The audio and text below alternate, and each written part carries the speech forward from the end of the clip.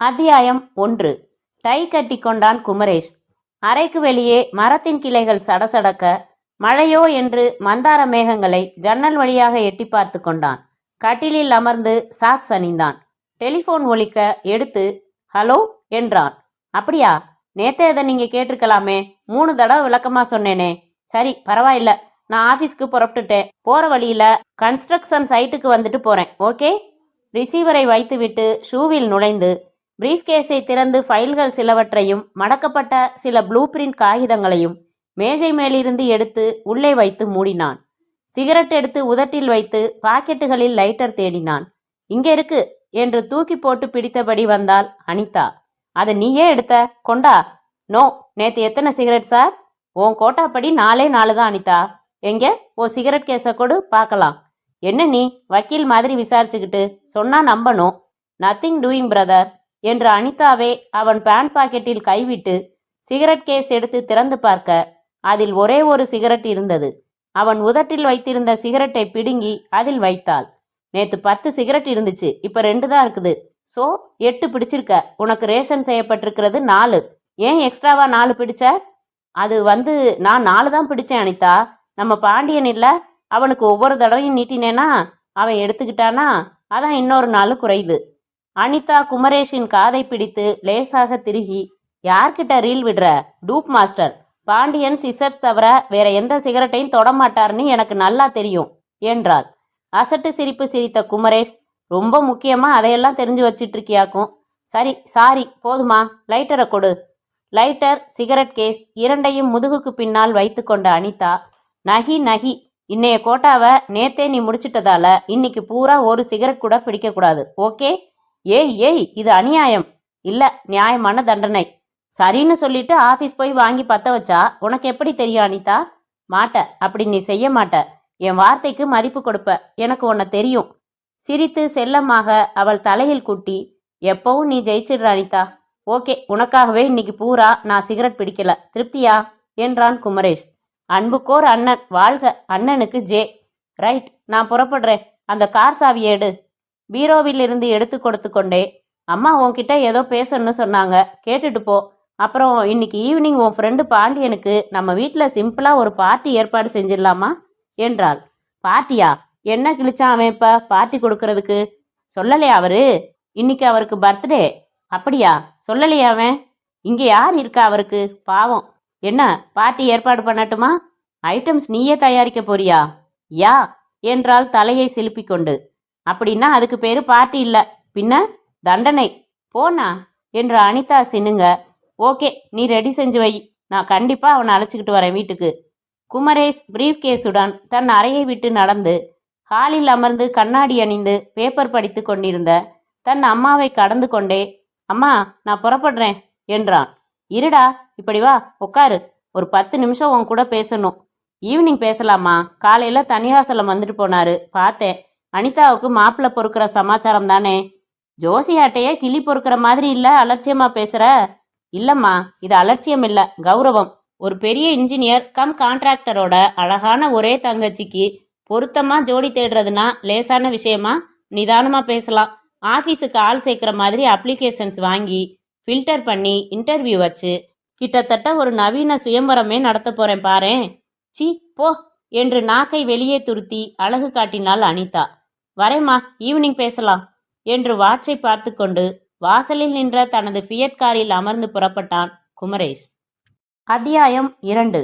குமரேஷ் ஒரு காம்ப்ளெக்ஸ் கட்டிடத்தின் பணிகள் நடந்து கொண்டிருக்கும் சைட்டுக்கு சென்று அவனை வரவேற்ற சூப்பர்வைசர் மற்றும் உதவி என்ஜினியருடன் ஹெல்மெட் அணிந்து மூடப்படாத லிஃப்டில் மேலே வந்து நின்று போனில் அவர்கள் விசாரித்த சந்தேகங்களுக்கு விபரமாக விளக்கம் சொல்லிவிட்டு சற்று நேரம் பணிகளை பார்வையிட்டு புறப்பட்டு காரின் கதவை திறந்தபோது உதவியாளன் ஒருவன் ஓடி வந்தான். சார், உங்களுக்கு ஃபோன் வந்திருக்கு. தற்காலிகமாக அமைக்கப்பட்டிருந்த சிறிய அலுவலக அறையில் இருந்த டெலிஃபோனை எடுத்து, ஹலோ, இன்ஜினியர் குமரேஷ் ஸ்பீக்கிங் என்றான். எனக்கு வெறும் குமரேஷ் தான் வேணும் என்றது பியானோ குரல். ஏய் நீயா? நான் இங்கே இருக்கிறது உனக்கு எப்படி தெரியும்?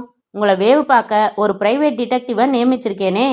விளையாடாம சொல்லு சுதா, எப்படி தெரியும்? வீட்டுக்கு ஃபோன் செஞ்சேன். என் வருங்கால நாத்தனார் அனிதா பேசினா, கேட்டேன். ஏதோ கன்ஸ்ட்ரக்ஷன் சைட்டுக்கு போயிட்டு ஆஃபீஸ் போகிறதா ஃபோனில் பேசிகிட்டு இருந்தாருன்னு சொன்னான். ஆஃபீஸுக்கு ஃபோன் செஞ்சேன், பாண்டியனை கேட்டேன். கன்ஸ்ட்ரக்ஷன் சைட் ஃபோன் நம்பர் சொன்னார். That's all. பாரத ரத்னா வழங்க சொல்லிடலாமா? கிண்டலா? அரை மணி நேரமாக அல்லாடி உங்களை ஃபோனில் பிடிச்சிருக்கேன். ஏன் இப்படி ரஃபா பேசுகிறீங்க? மிளகா பஜ்ஜி சாப்பிட்டீங்களா? என்ன விஷயம் சுதா, சொல்லு. இதை கொஞ்சம் சிரிச்சுக்கிட்டு தான் கேட்குறது.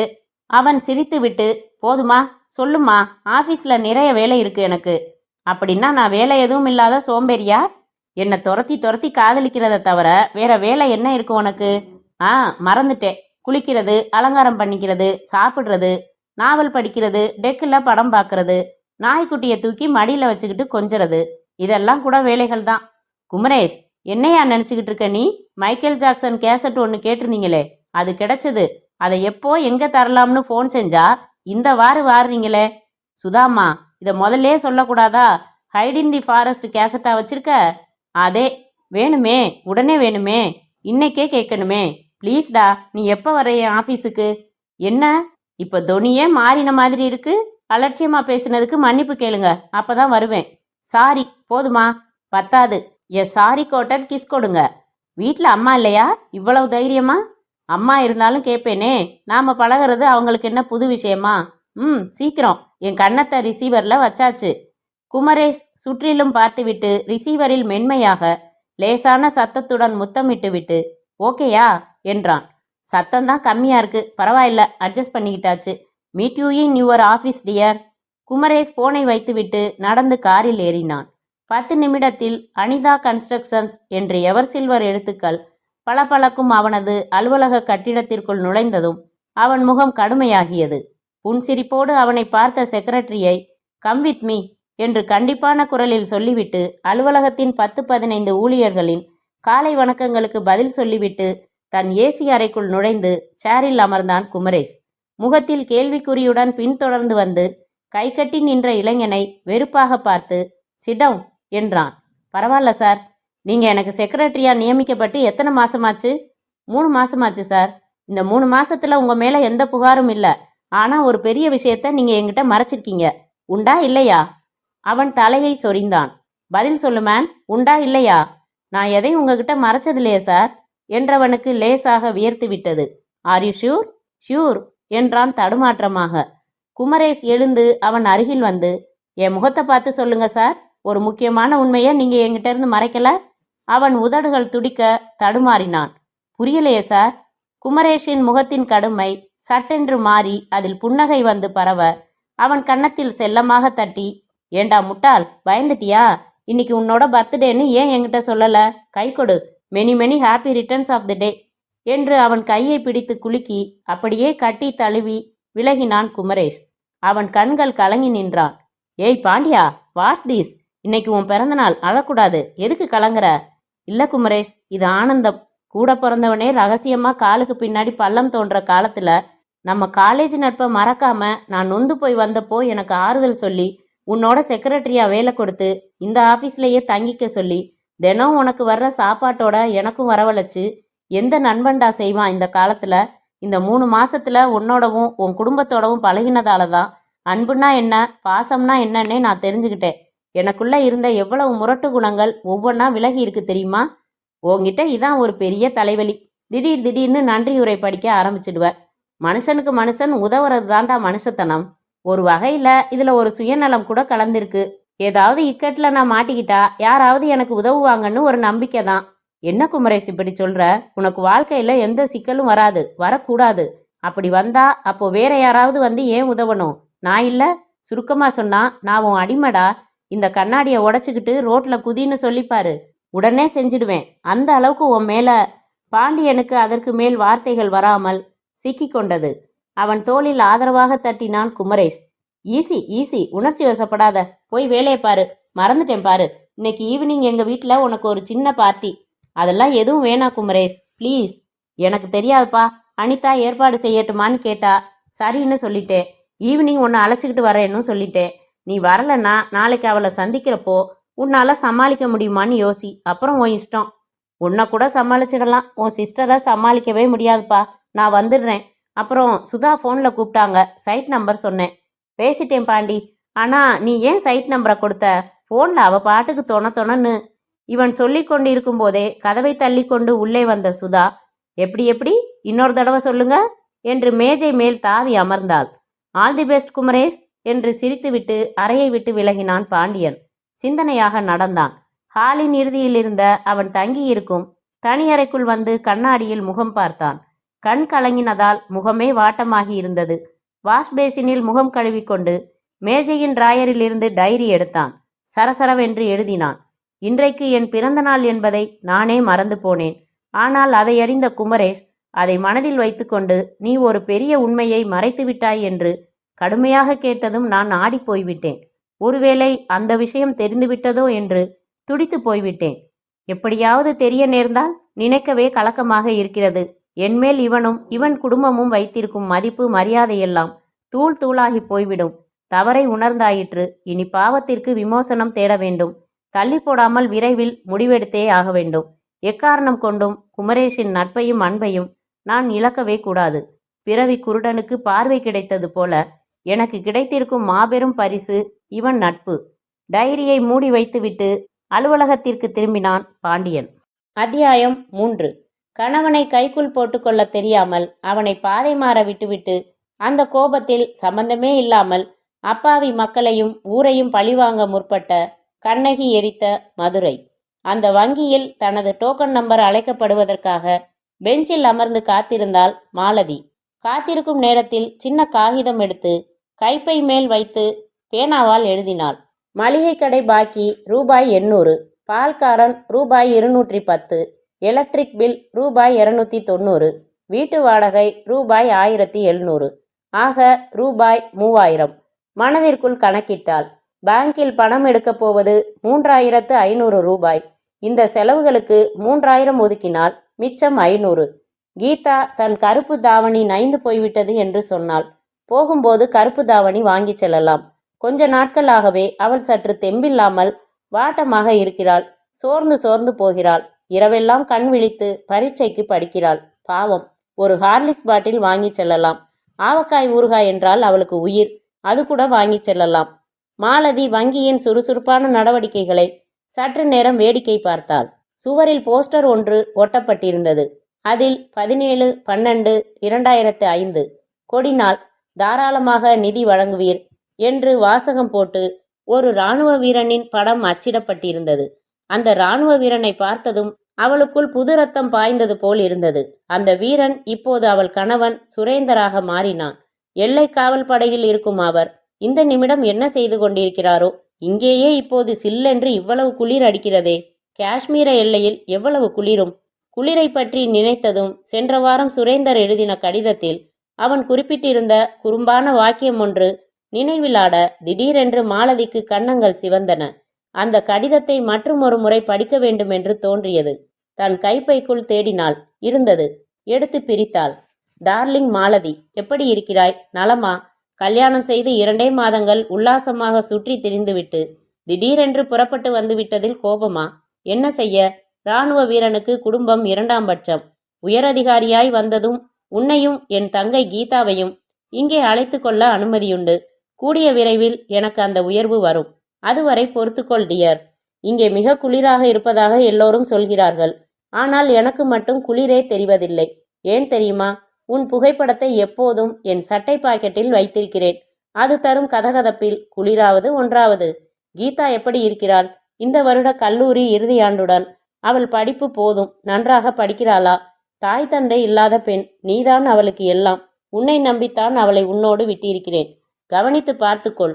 வாய்க்கிடிய பேசுவாளே ஒழிய அப்பாவி, உலகம் தெரியாதவள். அவளின் சின்ன சின்ன குறைகளை பெரிதுபடுத்தாமல் அன்போடு அவளிடம் நடந்து கொள். இன்னும் 3 மாதம் கழித்து 15 நாட்கள் விடுமுறை கிடைக்கும். அப்போது நான் அங்கு வருகிறேன். அதுவரை கனவுகளுடன் காத்திரு. உன் அன்பான கணவன் சுரேந்தர். யாருங்க 118? எத்தனை தடவை கூப்பிடுறது?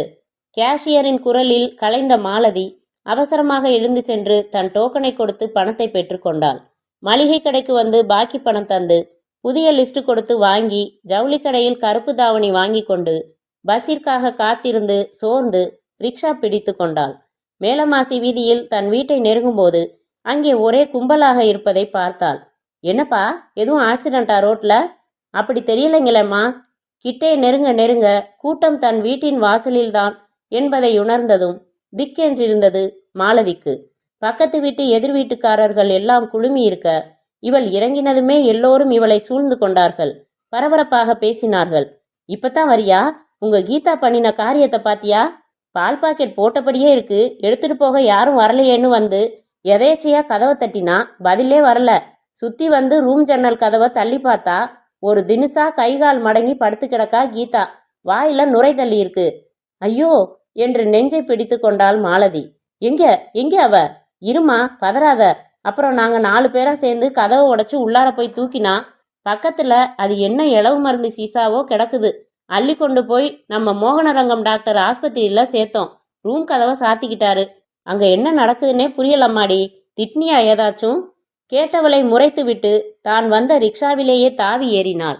வேகமாக செலுத்த சொல்லி குறிப்பிட்ட ஆஸ்பத்திரி வந்தபோது அங்கேயும் கொஞ்சம் பேர் இவளுக்காக காத்திருந்தார்கள். டாக்டர் எங்க? கீதா எப்படி இருக்கா? பதறினாள் மாலதி.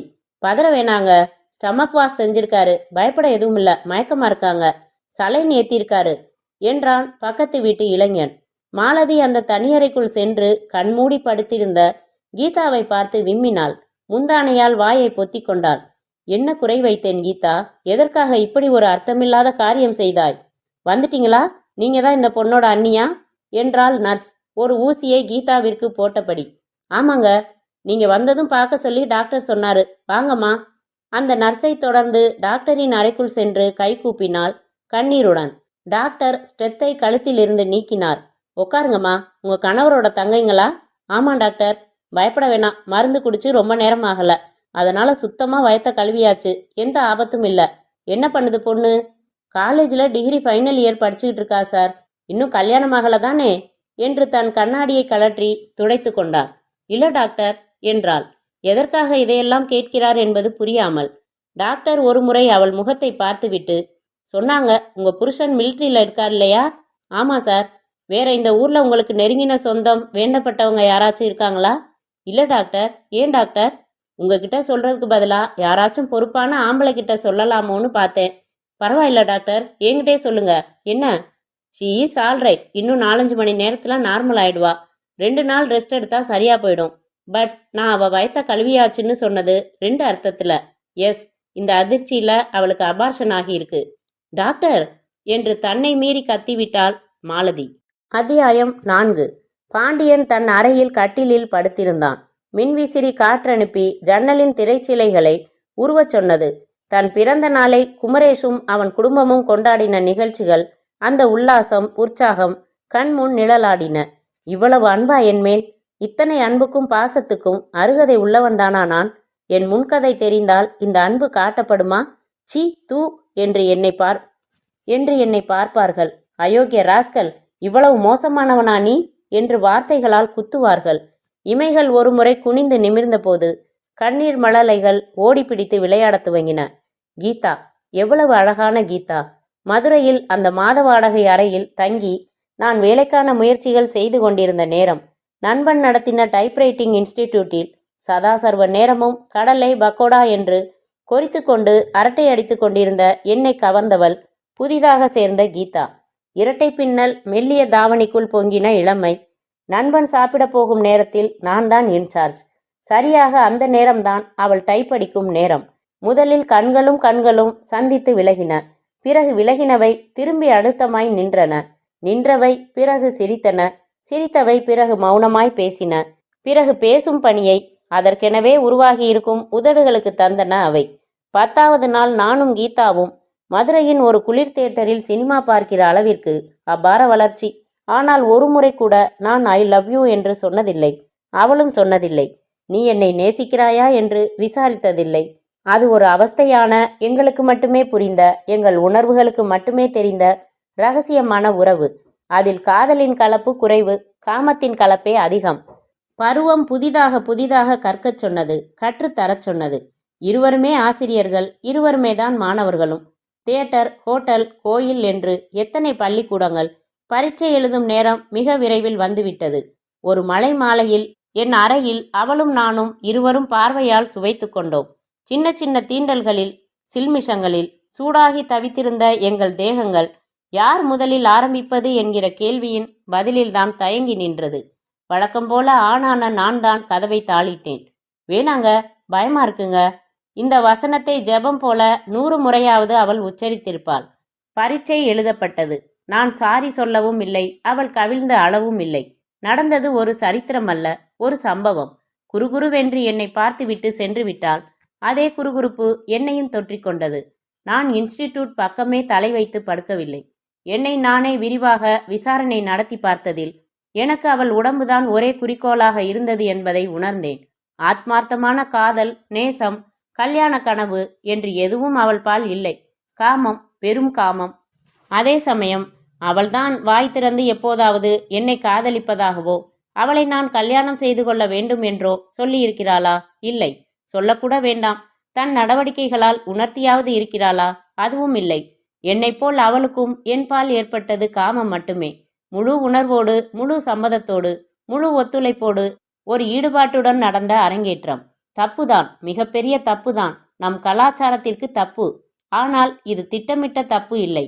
இந்த தப்புக்கெனவே 2 பேரும் பிறப்பெடுக்கவில்லை. It just happen. அது ஒரு நடந்த நிகழ்ச்சி, நடத்தப்பட்ட நிகழ்ச்சி அல்ல. மிக இயல்பானது. அப்புறம் யோசித்ததில் அவளை திருமணம் செய்து கொண்டால் என்ன என்று கீற்றாக ஒரு யோசனை. அந்த யோசனையை உடனடியாக அடித்து விரட்டியது என் பொருளாதாரம். என் வயிற்றுக்கே வழியில்லாமல் அலைந்து கொண்டிருக்கும் நேரத்தில் இவளை திருமணம் செய்து என்ன செய்வது?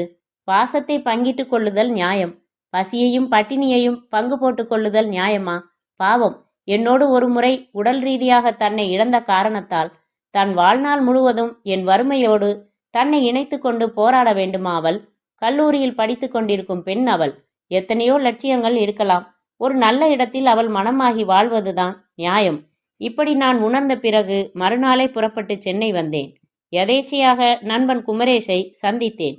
அவனிடம் என் வறுமையை மட்டும் சொன்னேன். கலங்கினான். கை கொடுக்க முன் வந்தான். இங்கே அவனும் அவன் குடும்பமும் என் மீது பொழியும் அதிகமான பாசமே என்னை குறுக வைக்கிறது. என்னதான் கீதாவின் எதிர்காலத்திற்காக, அவள் நல்வாழ்விற்காக நான் விலகி வந்தாலும் மனசாட்சி அவ்வப்போது எழுந்து நீ செய்தது துரோகம்தான் என்று சுட்டு விரல் உயர்த்துகிறது. அதிலும் சமீப காலமாக அந்த குற்ற உணர்வு அதிகமாகி ஒரு புதிய தீர்மானத்திற்கு வரச் சொல்கிறது. இப்போது எனக்கு ஒரு நிலையான வேலை இருக்கிறது, சம்பளம் இருக்கிறது. இப்போது என்னால் ஒரு குடும்பம் நடத்த இயலும். நான் ஏன் சென்று அந்த கீதாவை மணக்கக்கூடாது?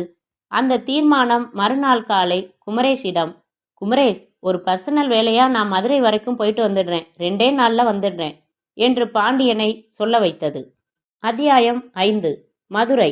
பஸ் நிலையத்தில் இறங்கியதுமே பாண்டியன் பழக்கடைக்கு சென்று ஆப்பிள், வாழைப்பழம் என்று வாங்கி கொண்டான். ஆட்டோ அமர்த்தி கொண்டான். கீதா என்னை எதிர்பார்த்திருக்கவே மாட்டாள். அவளின் சின்ன கண்களில் திகைப்பு மின்னல்கள் ஜுவலிக்கும். அந்த சிவந்த சின்ன உதடுகள் நளினமாக நெளியும். கன்னங்களில் புது நிறம் பரவும். இந்த வீடுதான்ப்பா. இறங்கி கொண்டு திரும்பி பார்த்தால் வீடு பூட்டப்பட்டிருந்தது. பக்கத்து வீட்டில் என்னங்க என்று இவன் குரல் கொடுத்ததும் உள்ளே தையல் மிஷின் சத்தம் நின்றது. கதவு திறந்து அந்த பெண், யார் வேணும் என்றாள். பக்கத்து வீட்டில் கீதான்னு மிலிட்ரிக்காரர் தங்கச்சியும் அவர் மனைவியும் இருந்தாங்களே, அவங்க இங்கேதானே குடியிருக்காங்க. நீங்க யாரு? தூரத்து சொந்தம், வேற வேலையா மதுரை வந்தேன், பார்த்துட்டு போலாம்னு வந்தேன். அவங்க இப்ப இங்க இல்லைங்களே. பாண்டியன் தன் பாக்கெட்டில் இருந்து காகிதமும் பேனாவும் எடுத்துக்கொண்டு, இப்ப எந்த அட்ரஸ்ல இருக்காங்க சொல்லுங்க, குறிச்சுக்கிறேன் என்றான். அவள் அவனை ஒரு மாதிரியாக பார்த்து, உங்களுக்கு சமாச்சாரம் எதுவும் தெரியாதா என்றாள். எதை சொல்றீங்க? முறையா வீட்டை காலி பண்ணிட்டு போனா போற இடத்தோட விலாசம் சொல்லுவாங்க. ராத்திரியோட ராத்திரியா அவமானம் தாங்காம புறப்பட்டு போனவங்க தானே. இந்த ஊர்ல தான் இருக்காங்களோ இல்ல வெளியூர் போனாங்களோ எதுவும் தெரியாதுங்க. அவமானமா? என்னங்க அவமானம்? அந்த பெண் 4 புறமும் பார்த்து கொண்டு குரலை கிசுகிசுப்பாக மாற்றிக்கொண்டு, அந்த பொண்ணு கீதா இருக்குதே, அது யார்கிட்டயோ மோசம் போயிடுச்சு. மசக்கை வாந்தியெல்லாம் வந்துடுச்சு. அன்னிக்கிட்ட எப்படி சொல்றதுன்னு பயம். பாவி, விஷத்தை குடிச்சிட்டா. அப்புறம் அப்புறம் என்ன, ஊரே சிரிச்சிடுச்சு. ஆஸ்பத்திரியில் கொண்டு போய் வயத்தை சுத்தம் பண்ணாங்க. விஷம் சாப்பிட்டதுல கர்ப்பம் களைஞ்சு போச்சு. ஆள் பொழைச்சாச்சு. ஆனாலும் இங்கே யார் மூஞ்சில எப்படி முழிக்கிறது? ராவோட ராவா மூட்டை கட்டிட்டாங்க. எங்க போறோம்னு எதுவும் சொல்லல. பாண்டியனுக்கு அடுக்கடுக்காய் அதிர்ச்சிகள். அந்த வீட்டிலேயே தண்ணீர் வாங்கி குடித்துவிட்டு வீட்டின் சொந்தக்காரர் மற்றும் வேறு 2 வீடுகளில் விசாரித்தான். அவர்கள் யாரிடமும் போகுமிடத்தின் விலாசத்தை கொடுத்ததாக தெரியவில்லை.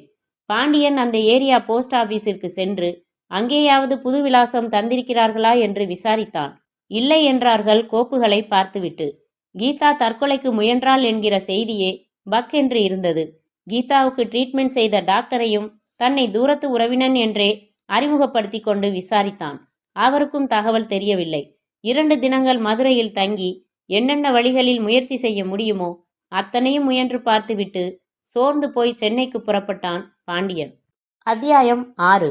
பங்களாவின் அருகில் புல்வெளியில் அமைக்கப்பட்டிருந்த கோர்ட்டில் குமரேஷும் அனிதாவும் ஷட்டில்காக் விளையாடி கொண்டிருந்தார்கள். அண்ணா, இந்த கேம் நான் ஜெயிக்கிறேன். நோ, நீ தோக்கற டியர். இல்ல, நான் ஜெயிக்கிறேன். என்ன பெட்? அப்படியா? சேலஞ்சா? ரைட், என்ன பெட்? நீயே சொல்லு. ஒரு விஷயம் நான் சொல்லுவேன், நீ அதிர்ச்சி அடையக்கூடாது, நிறைவேற்றி வைக்கணும். ஓகே? ஓகே. என்ன பெருசா கேட்டுட போற? கமான், வார்த்தை மாறமாட்டியே. நெவர். வா. 2 பேரும் சுறுசுறுப்பாக ஆடத் துவங்கினார்கள். இவர்கள் ஆடிக்கொண்டிருக்கும் போது பாண்டியன் வந்து நாற்காலியில் அமர்ந்து தட்டில் இருந்த பிஸ்கட் ஒன்றை எடுத்து கடித்தான். பாண்டி, எப்போ வந்த மதுரையிலேருந்து? விளையாடி கொண்டே கேட்டான். இப்பதான் வந்தேன், குளிச்சுட்டு இங்கே வந்துட்டேன். என்ன, உன் பர்சனல் வேலையெல்லாம் முடிஞ்சுதா? இன்னும் இல்லை. ஏன் டல்லா இருக்க பாண்டி?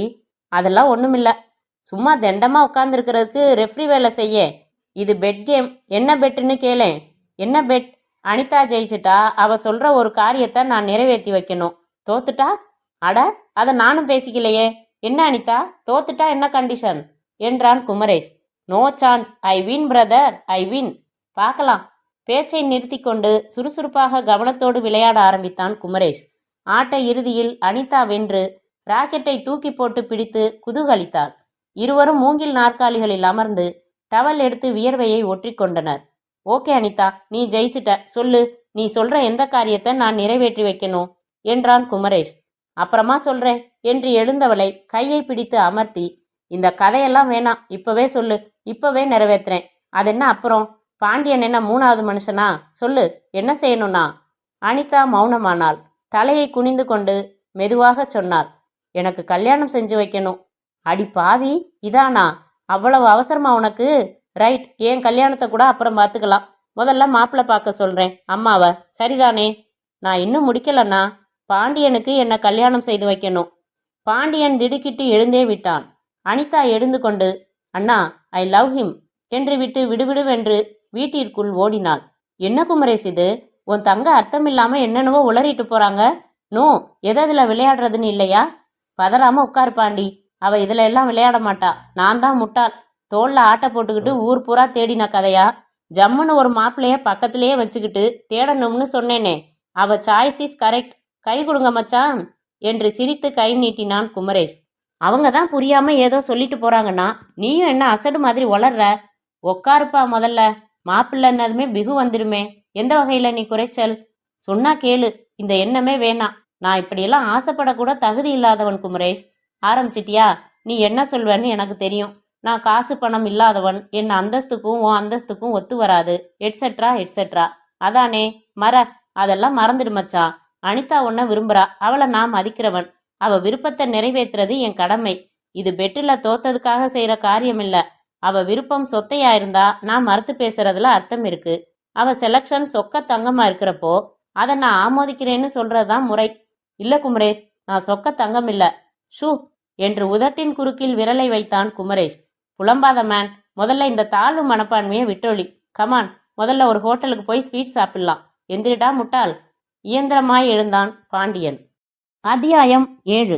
சூட்கேஸை கீழே வைத்துவிட்டு முந்தானையால் கழுத்தில் நெற்றியில் வியர்வை ஒற்றிக்கொண்டு அந்த வீட்டின் அழைப்பு மணியை அழுத்திவிட்டு காத்திருந்தாள் மாலதி.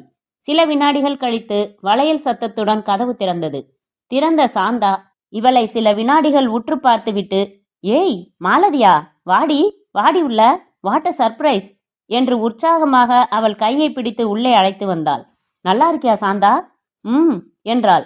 டிவி பார்த்து கொண்டிருந்த தன் கணவனுக்கு, எங்க இவ மாலதி, என் காலேஜ் மேட், 7-8 வருஷத்துக்கு அப்புறம் இப்பதான் பார்க்குறோம், இல்லடி மாலதி? ஹலோ என்ற கணவன் டிவி சத்தத்தை குறைத்தான். கேரம் போர்டு விளையாடி கொண்டிருந்த 2 குழந்தைகளும் நிமிர்ந்து பார்த்துவிட்டு மறுபடி விளையாட துவங்கின. வா, இப்படி வா, ரூமுக்குள்ள போயிடலாம். தனி அறைக்குள் வந்ததும், என்ன மாலதி, ஆள் இப்படி கொத்தவரங்கா மாதிரி ஆயிட்ட? எவ்வளவு ஜம்முன்னு இருப்ப? கண்ணமெல்லாம் கடிச்சு திங்களா மாதிரி இருக்கும். எப்போ வந்த மெட்ராஸ்? இன்னைக்கு தான். என் சொந்தக்காரங்க ஒருத்தவங்க மெட்ராஸ்ல இருந்தாங்க. அவங்கள தேடி வந்தேன். அவங்க இடம் மாறிட்டாங்களாம். புது இடம் தெரியல. அப்புறம் உன் நினைவு வந்துச்சு. நான் வந்ததுல உனக்கு எதுவும் தொந்தரவு இல்லையே? என்னடி இப்படி கேட்குற? என்ன தொந்தரவு? எவ்வளவு சந்தோஷமா இருக்கு தெரியுமா உன்னை பார்க்கறதுக்கு? நீ உரிமையோட நேரா இங்கேயே வந்திருக்கலாம். உன் நாத்தனார் ஒருத்தி உன்னோட இருந்தாளே, அவளுக்கு கல்யாணம் ஆயிடுச்சா? மாலதி மௌனமாக இருந்தாள். கண் கலங்கினாள். என்ன பதில காணோம்? அவளுக்கு கருமாதியே ஆயிடுச்சு சாந்தா. ஏய், என்ன சொல்ற? அது ஒரு பெரிய கதம்மா. சொல்லலாம்னா சொல்லு. அவ யாரோ ஒருத்தன் பாண்டியன்னு வேலை வெட்டி எதுவும் இல்லாம மதுரையில சுத்திக்கிட்டு இருந்த பயலோட இவளுக்கு பழக்கம் உண்டாகி அது தன்னையே தாரை வார்க்கிற அளவுக்கு போயிடுச்சு. இந்த கழுத நடந்த எதையும் என்கிட்ட சொல்லல, மறைச்சிட்டா. ஆனா வயத்தை மறைக்க முடியல. பயந்து போய் விஷம் குடிச்சா. பிழைக்க வச்சோம். கரு களைஞ்சு போச்சு. ஊர் சிரிச்சு போச்சு. விசாரிச்சா ஓன்னு அலறா. அவர் காதலிக்கல, நானும் காதலிக்கல. அவர் கல்யாணம் பண்ணிக்கிறேன்னு சொல்லல, நானும் கேட்கலன்னு அசட்டுத்தனமா பேசுறா. அவன் யாரு என்னன்னு விசாரிச்சு அவன் தங்கியிருந்த ரூமுக்கு போய் பார்த்தா அவன் மூட்டை கட்டிக்கிட்டு வேலை தேடி மெட்ராஸ் போயிட்டதா சொன்னாங்க.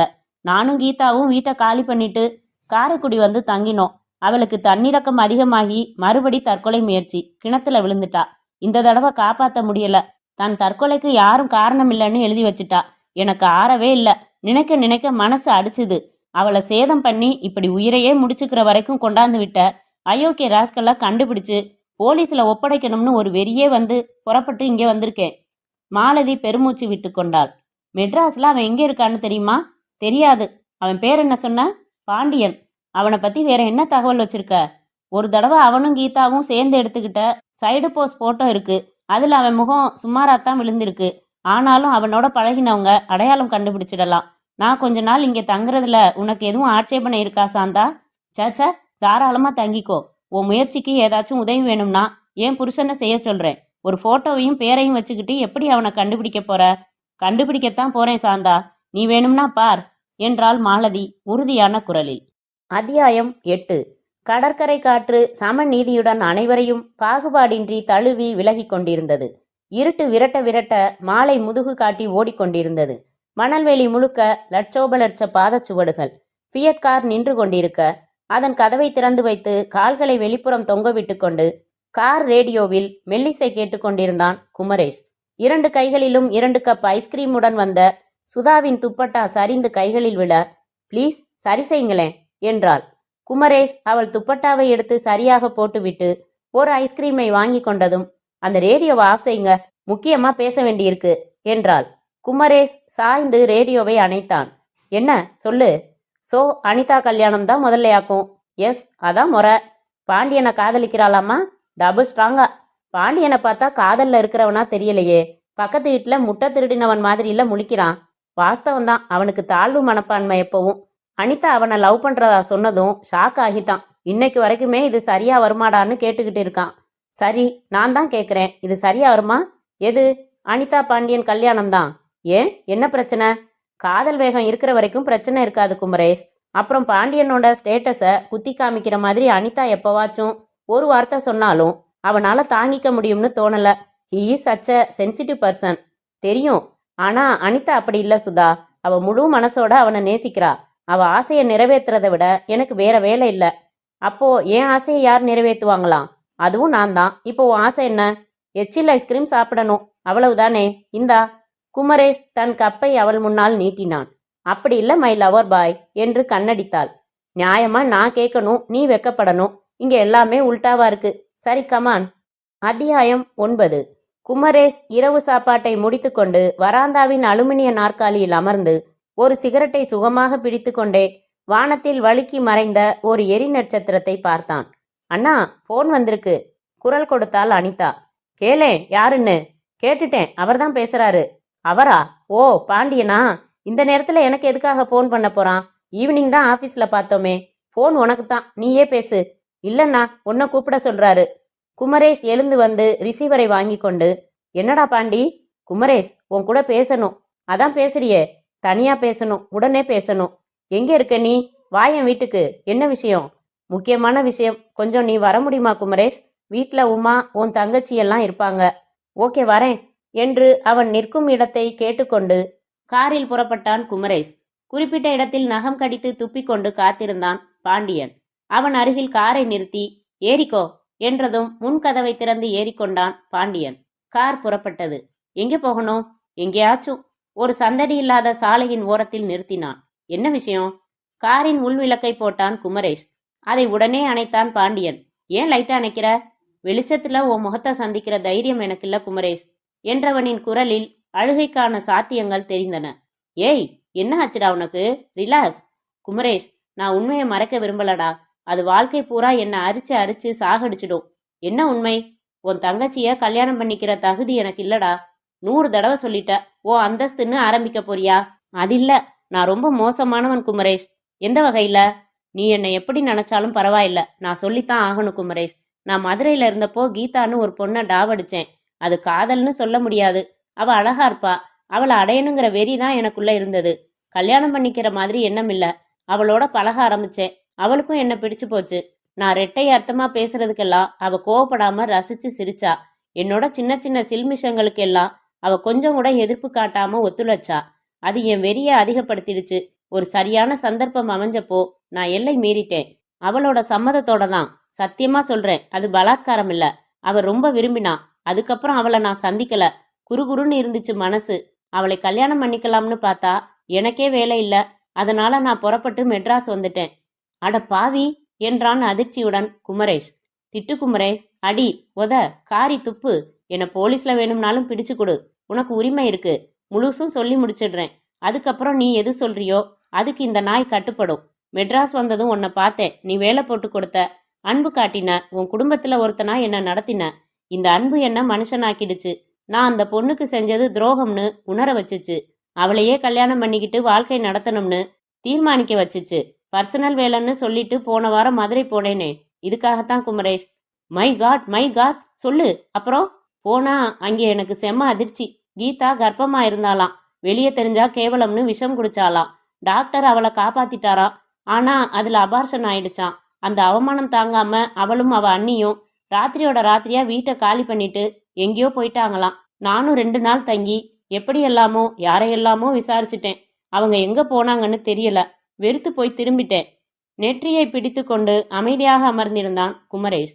இப்போ சொல்லுடா, இந்த நிலைமையில உன் தங்கைய நான் எப்படி கல்யாணம் பண்ணிக்க முடியும்? குமரேஷ் அமைதியாக ஒரு சிகரெட் எடுத்து பற்ற வைத்தான். குமரேஷ், வேணாம்ப்பா, எனக்கு இந்த கல்யாணம் வேணாம். உறுத்திக்கிட்டே இருக்கும். அந்த கீதாவை கண்டுபிடிச்சு மனைவியா ஏத்துக்கிறேன். நீ அனுமதிச்சா உன் செக்ரட்டரியா தொடர்ந்து வேலை பார்க்குறேன். இல்லைன்னா நாளைக்கே ராஜினாமா செஞ்சுட்டு வெளியில போயிடுறேன். போடா நாயேன்னு நீ தாராளமா சொல்லலாம். நீண்ட நேரம் மௌனமாக இருந்த குமரேஷ் காரை ஸ்டார்ட் செய்தான். பாண்டியனை தனது அலுவலக வாசலில் இறக்கி விட்டுவிட்டு, மனசை குழப்பிக்க வேணாம், உடனே முடிவெடுக்கிற விஷயம் இல்ல. நீ சொன்னது அதிர்ச்சியா இருக்கு. நீயா இப்படின்னு வருத்தமாவும் இருக்கு. ஆனா தப்பை உணர்ந்து அவளை ஏத்துக்க முயற்சி செஞ்சதோட இல்லாம என் பணத்துக்கு ஆசைப்பட்டு இந்த கல்யாணத்துக்கு சம்மதிக்காம மனசாட்சிப்படி உண்மை பேசின பெருந்தன்மையை பாராட்டுறேன். அவசரப்பட்டு நீ எந்த முடிவும் எடுக்க வேணாம் பாண்டி, யோசிப்போம். காரை எடுத்துக்கொண்டு புறப்பட்டு அவன் சென்ற பிறகும் கலங்கின கண்களுடன் வெகு நேரம் நின்று கொண்டே இருந்தான் பாண்டியன். குமரேஷ், நீ தெய்வம்டா. அத்தியாயம் 10. துண்டு சீட்டில் திருமதி மாலதி என்று எழுதியிருந்ததை பார்த்துவிட்டு நிமிர்ந்த அந்த தனியார் நிறுவனத்தின் மேனேஜர் பியூனை பார்த்தார். என்னவா? பர்சனல் மேட்டரா சார், உங்க கூட தான் பேசணுமா? சற்று நேரத்தில் கதவை தள்ளிக்கொண்டு உள்ளே வந்தாள் மாலதி. சேலையின் தலைப்பை போர்த்தியிருந்தாள். கை குவித்து வணக்கம் சொன்னாள். உட்காருங்கம்மா, என்ன விஷயம்? தன் கைப்பையை திறந்து கீதாவும் பாண்டியனும் இருக்கும் அந்த புகைப்படத்தை வெளியில் எடுத்து அவரிடம் நீட்டினாள். இந்த படத்துல இருக்கிறவன் பேர் பாண்டியன், என் தம்பி. பக்கத்துல இருக்கிறது அவன் மனைவி. வீட்டுல கோச்சுக்கிட்டு புறப்பட்டு வந்துட்டான். மெட்ராஸ்ல வேலை தேடிக்கிட்டு பிழைச்சுக்குவேன்னு சொல்லிட்டு புறப்பட்டான். புறப்பட்டு இங்கே வந்து 3 மாசமாச்சு சார். இந்த 3 மாசத்துல உங்க ஆபீஸ்ல ஏதாச்சும் வேலைக்கு விளம்பரம் செஞ்சிருந்தீங்களா? இவன் கிட்ட இருந்து அப்ளிகேஷன் எதுவும் வந்திருக்கான்னு தெரியணும். எங்க கம்பெனிக்கு அவன் அப்ளை பண்ணினதா கேள்விப்பட்டீங்களா? இல்ல சார், நான் ஒரு கம்பெனி விடாம ஏறி இறங்க ஆரம்பிச்சிருக்கேன். இது நான் விசாரிக்கிற 110வது ஆபீஸ் என்று பெருமூச்சு விட்டாள் மாலதி. மேனேஜர் ஆச்சரியத்தை தன் புருவ முயர்த்தலில் காட்டினார். மெட்ராஸ்ல எத்தனை ஆயிரம் கம்பெனிஸ் இருக்கு. இப்படியே விசாரிச்சு நீங்க எந்த காலத்துல கண்டுபிடிக்கிறது? எனக்கு நம்பிக்கை இருக்கு சார். மேனேஜர் இன்டர்காமில் பர்சனல் மேனேஜரை அழைத்துவிட்டு, நீங்க பேப்பர்ல விளம்பரம் கொடுக்கறதான் பெட்டர்னு நினைக்கிறேன் என்றார். அதுக்கெல்லாம் மசிய மாட்டான் சார். தேடுறோம்னு தெரிஞ்சா இந்த மாநிலத்தை விட்டே ஓடினாலும் ஓடிடுவான். பர்சனல் மேனேஜர் வந்ததும் அவரிடம் விவரங்களை சொல்லிவிட்டு இவள் பக்கம் திரும்பி, இவரோட போங்க, ஃபைல்ஸ் பார்த்து விவரம் சொல்வார் என்றார். அந்த பர்சனல் மேனேஜர் 3/4 மணி நேரம் இவளை உட்காரக்கூட சொல்லாமல் நிற்க வைத்தே ஃபைல்களை புரட்டிவிட்டு வெற்றிலைக்கரை படிந்த தன் உதடுகளை பிதுக்கிக் கொண்டே நகி என்றார். நன்றி சொல்லி புறப்பட்டாள் மாலதி. அதே கட்டிடத்தில் இருந்த மற்ற 3 அலுவலகங்களில் விசாரித்துவிட்டு அடுத்த கட்டிடத்திற்கு சென்றாள் மாலதி. அத்தியாயம் 11. அண்ணா, ஒரு நிமிஷம் வந்துட்டு போயேன். அனிதா தன் அறையிலிருந்து உற்சாக குரலில் அழைக்க குமரேஷ் சிந்தனையுடன் சென்றான். கட்டில் முழுக்க 7-8 வெளிநாட்டு புத்தகங்களை பரப்பி வைத்திருந்த அனிதா, இதுல பார்த்து சொல்லேன், மேரேஜ் சூட் இதுல எந்த டிசைன்ஸ் அவருக்கு தைக்கலாம் என்றால் ஆர்வமாக. விதவிதமான கோட் சூட்டுகளில் இளைஞர்கள் அந்த புத்தகங்களில் இருக்க எச்சில் விழுங்கின குமரேஷ் ஜன்னலை பார்த்தான். நான் இங்க காட்டுறேன், நீ எங்க பார்க்கற? அவன் தாடையை தொட்டு திருப்பி, இது நல்லா இருக்கா என்றாள். என்று மௌனமாக தலையாட்டினான். வாயை திறந்து சொல்லேன், இந்த கிரே கலர் அவருக்கு ரொம்ப பாந்தமா இருக்கும் இல்ல? அதெல்லாம் சரி, பாண்டியனை எப்படி நீ தேர்ந்தெடுத்த அனிதா? எனக்கு பெண்மை கலந்த ஆம்பளைங்க மேல ஒரு கவர்ச்சி உண்டுன்னா அதிகம் பேசாத அந்த மௌன குணமே முதல் ப்ளஸ் பாயிண்ட். பண்போட பழகின விதம் எனக்கு ரொம்ப பிடிச்சு போச்சு. ஒரு நாள் திடீர்னு அந்த எண்ணம் மனசுல வந்துச்சு, இவர் என் கணவனா இருந்தா எப்படி இருக்கும்னு. அப்புறம் ஏன் கூடாதுன்னு என்னையே கேட்டுக்கிட்டேன். அவரை பார்க்குறப்பவும் பேசுறப்பவும் எனக்குள்ளேயே ஆசையை வளர்த்துக்கிட்டேன்.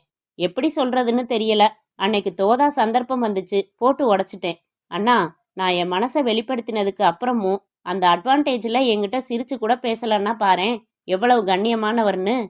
சொல்லிவிடலாமா என்று துடிப்பாக இருந்தது குமரேஷிற்கு. இந்த குதூகலம், இந்த சந்தோஷம் எல்லாம் ஒரே வினாடியில் உடைந்து சிதறிவிடும். மிகவும் நொந்து போவாள். இப்படி திடுதுப்பென்று போட்டு உடைக்க கூடாது. என்னால் தாங்கிக் கொள்ள முடிந்த அளவிற்கு இவளால் தாங்கிக் கொள்ள முடியாது. நிதானமாக சொல்ல வேண்டும், பக்குவமாக சொல்ல வேண்டும். இவள் கனவுகளை உடனடியாக கலைக்கும் நேரம் இதுவல்ல. 2 நாட்கள் போகட்டும். யோசித்து முடிவெடுக்க வேண்டும். எப்படி சொல்வது என்று தீர்மானித்து கொண்டு பிறகுதான் ஆரம்பிக்க வேண்டும். என்னன்னா, நான் கேட்டுக்கிட்டே இருக்கேன் இல்ல? என்னம்மா கேட்ட? எந்த டிசைன்ல சூட் தைக்கிறதுன்னு கேட்டேன். நீயும் பாண்டியனும் கலந்து பேசி முடிவெடுங்க. நான் மாப்பிள்ளை மாதிரியும் அவர் மணப்பொண்ணு மாதிரியும்ல வெக்கப்படுறாரு. அன்னைக்கு நான் சொன்னதுக்கப்புறம் வீட்டு பக்கமே வரல. நான் ஃபோன் செஞ்சாலும் 2 வார்த்தையில நைஸா நழுவி கத்தரிச்சிடுறாரு. அண்ணா, அவரை வீட்டுக்கு வர சொல்றியா? சொல்றேன். குமரேஷ் காரில் ஏறிக்கொண்டான். மௌனமாக தன் அலுவலகத்தை நோக்கி செலுத்தினான். திடீரென்று ஹேண்ட்ஸ்அப் என்று பின்னால் இருந்து குரல் கேட்டது. நடுமுதுகில் எதுவோ தொட்டது. திடுக்கிட்டு திரும்ப, பயந்துட்டீங்களா என்று சிரித்தாள் சுதா. உங்க வீட்டுக்கு வந்தேன், நீங்க வாசலுக்கு வந்துகிட்டு இருந்தீங்களா? ரகசியமா பின் சீட்ல ஏறி உக்காந்துட்டேன். எப்படி நம்ம ஜேம்ஸ் பாண்ட் வேலை?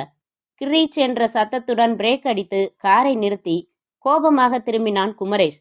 அறிவிருக்கா உனக்கு? கொஞ்சம் தடுமாறி இருந்தா பெரிய ஆக்சிடென்ட் ஆகியிருக்கும். எதுல விளையாடுறதுன்னு ஒரு விவஸ்தை இல்ல. உடம்பு மட்டும் வளர்ந்தா பத்தாது, மூளையும் வளரணும். சுதாவின் கண்களில் கண்ணீர் வந்துவிட்டது. குமரேஷ், ஏன் இவ்வளவு கோபம்? நான் சும்மா விளையாட்டுக்கு. எதுல விளையாட்டு? இடியட், கீழே இறங்கு முதல்ல.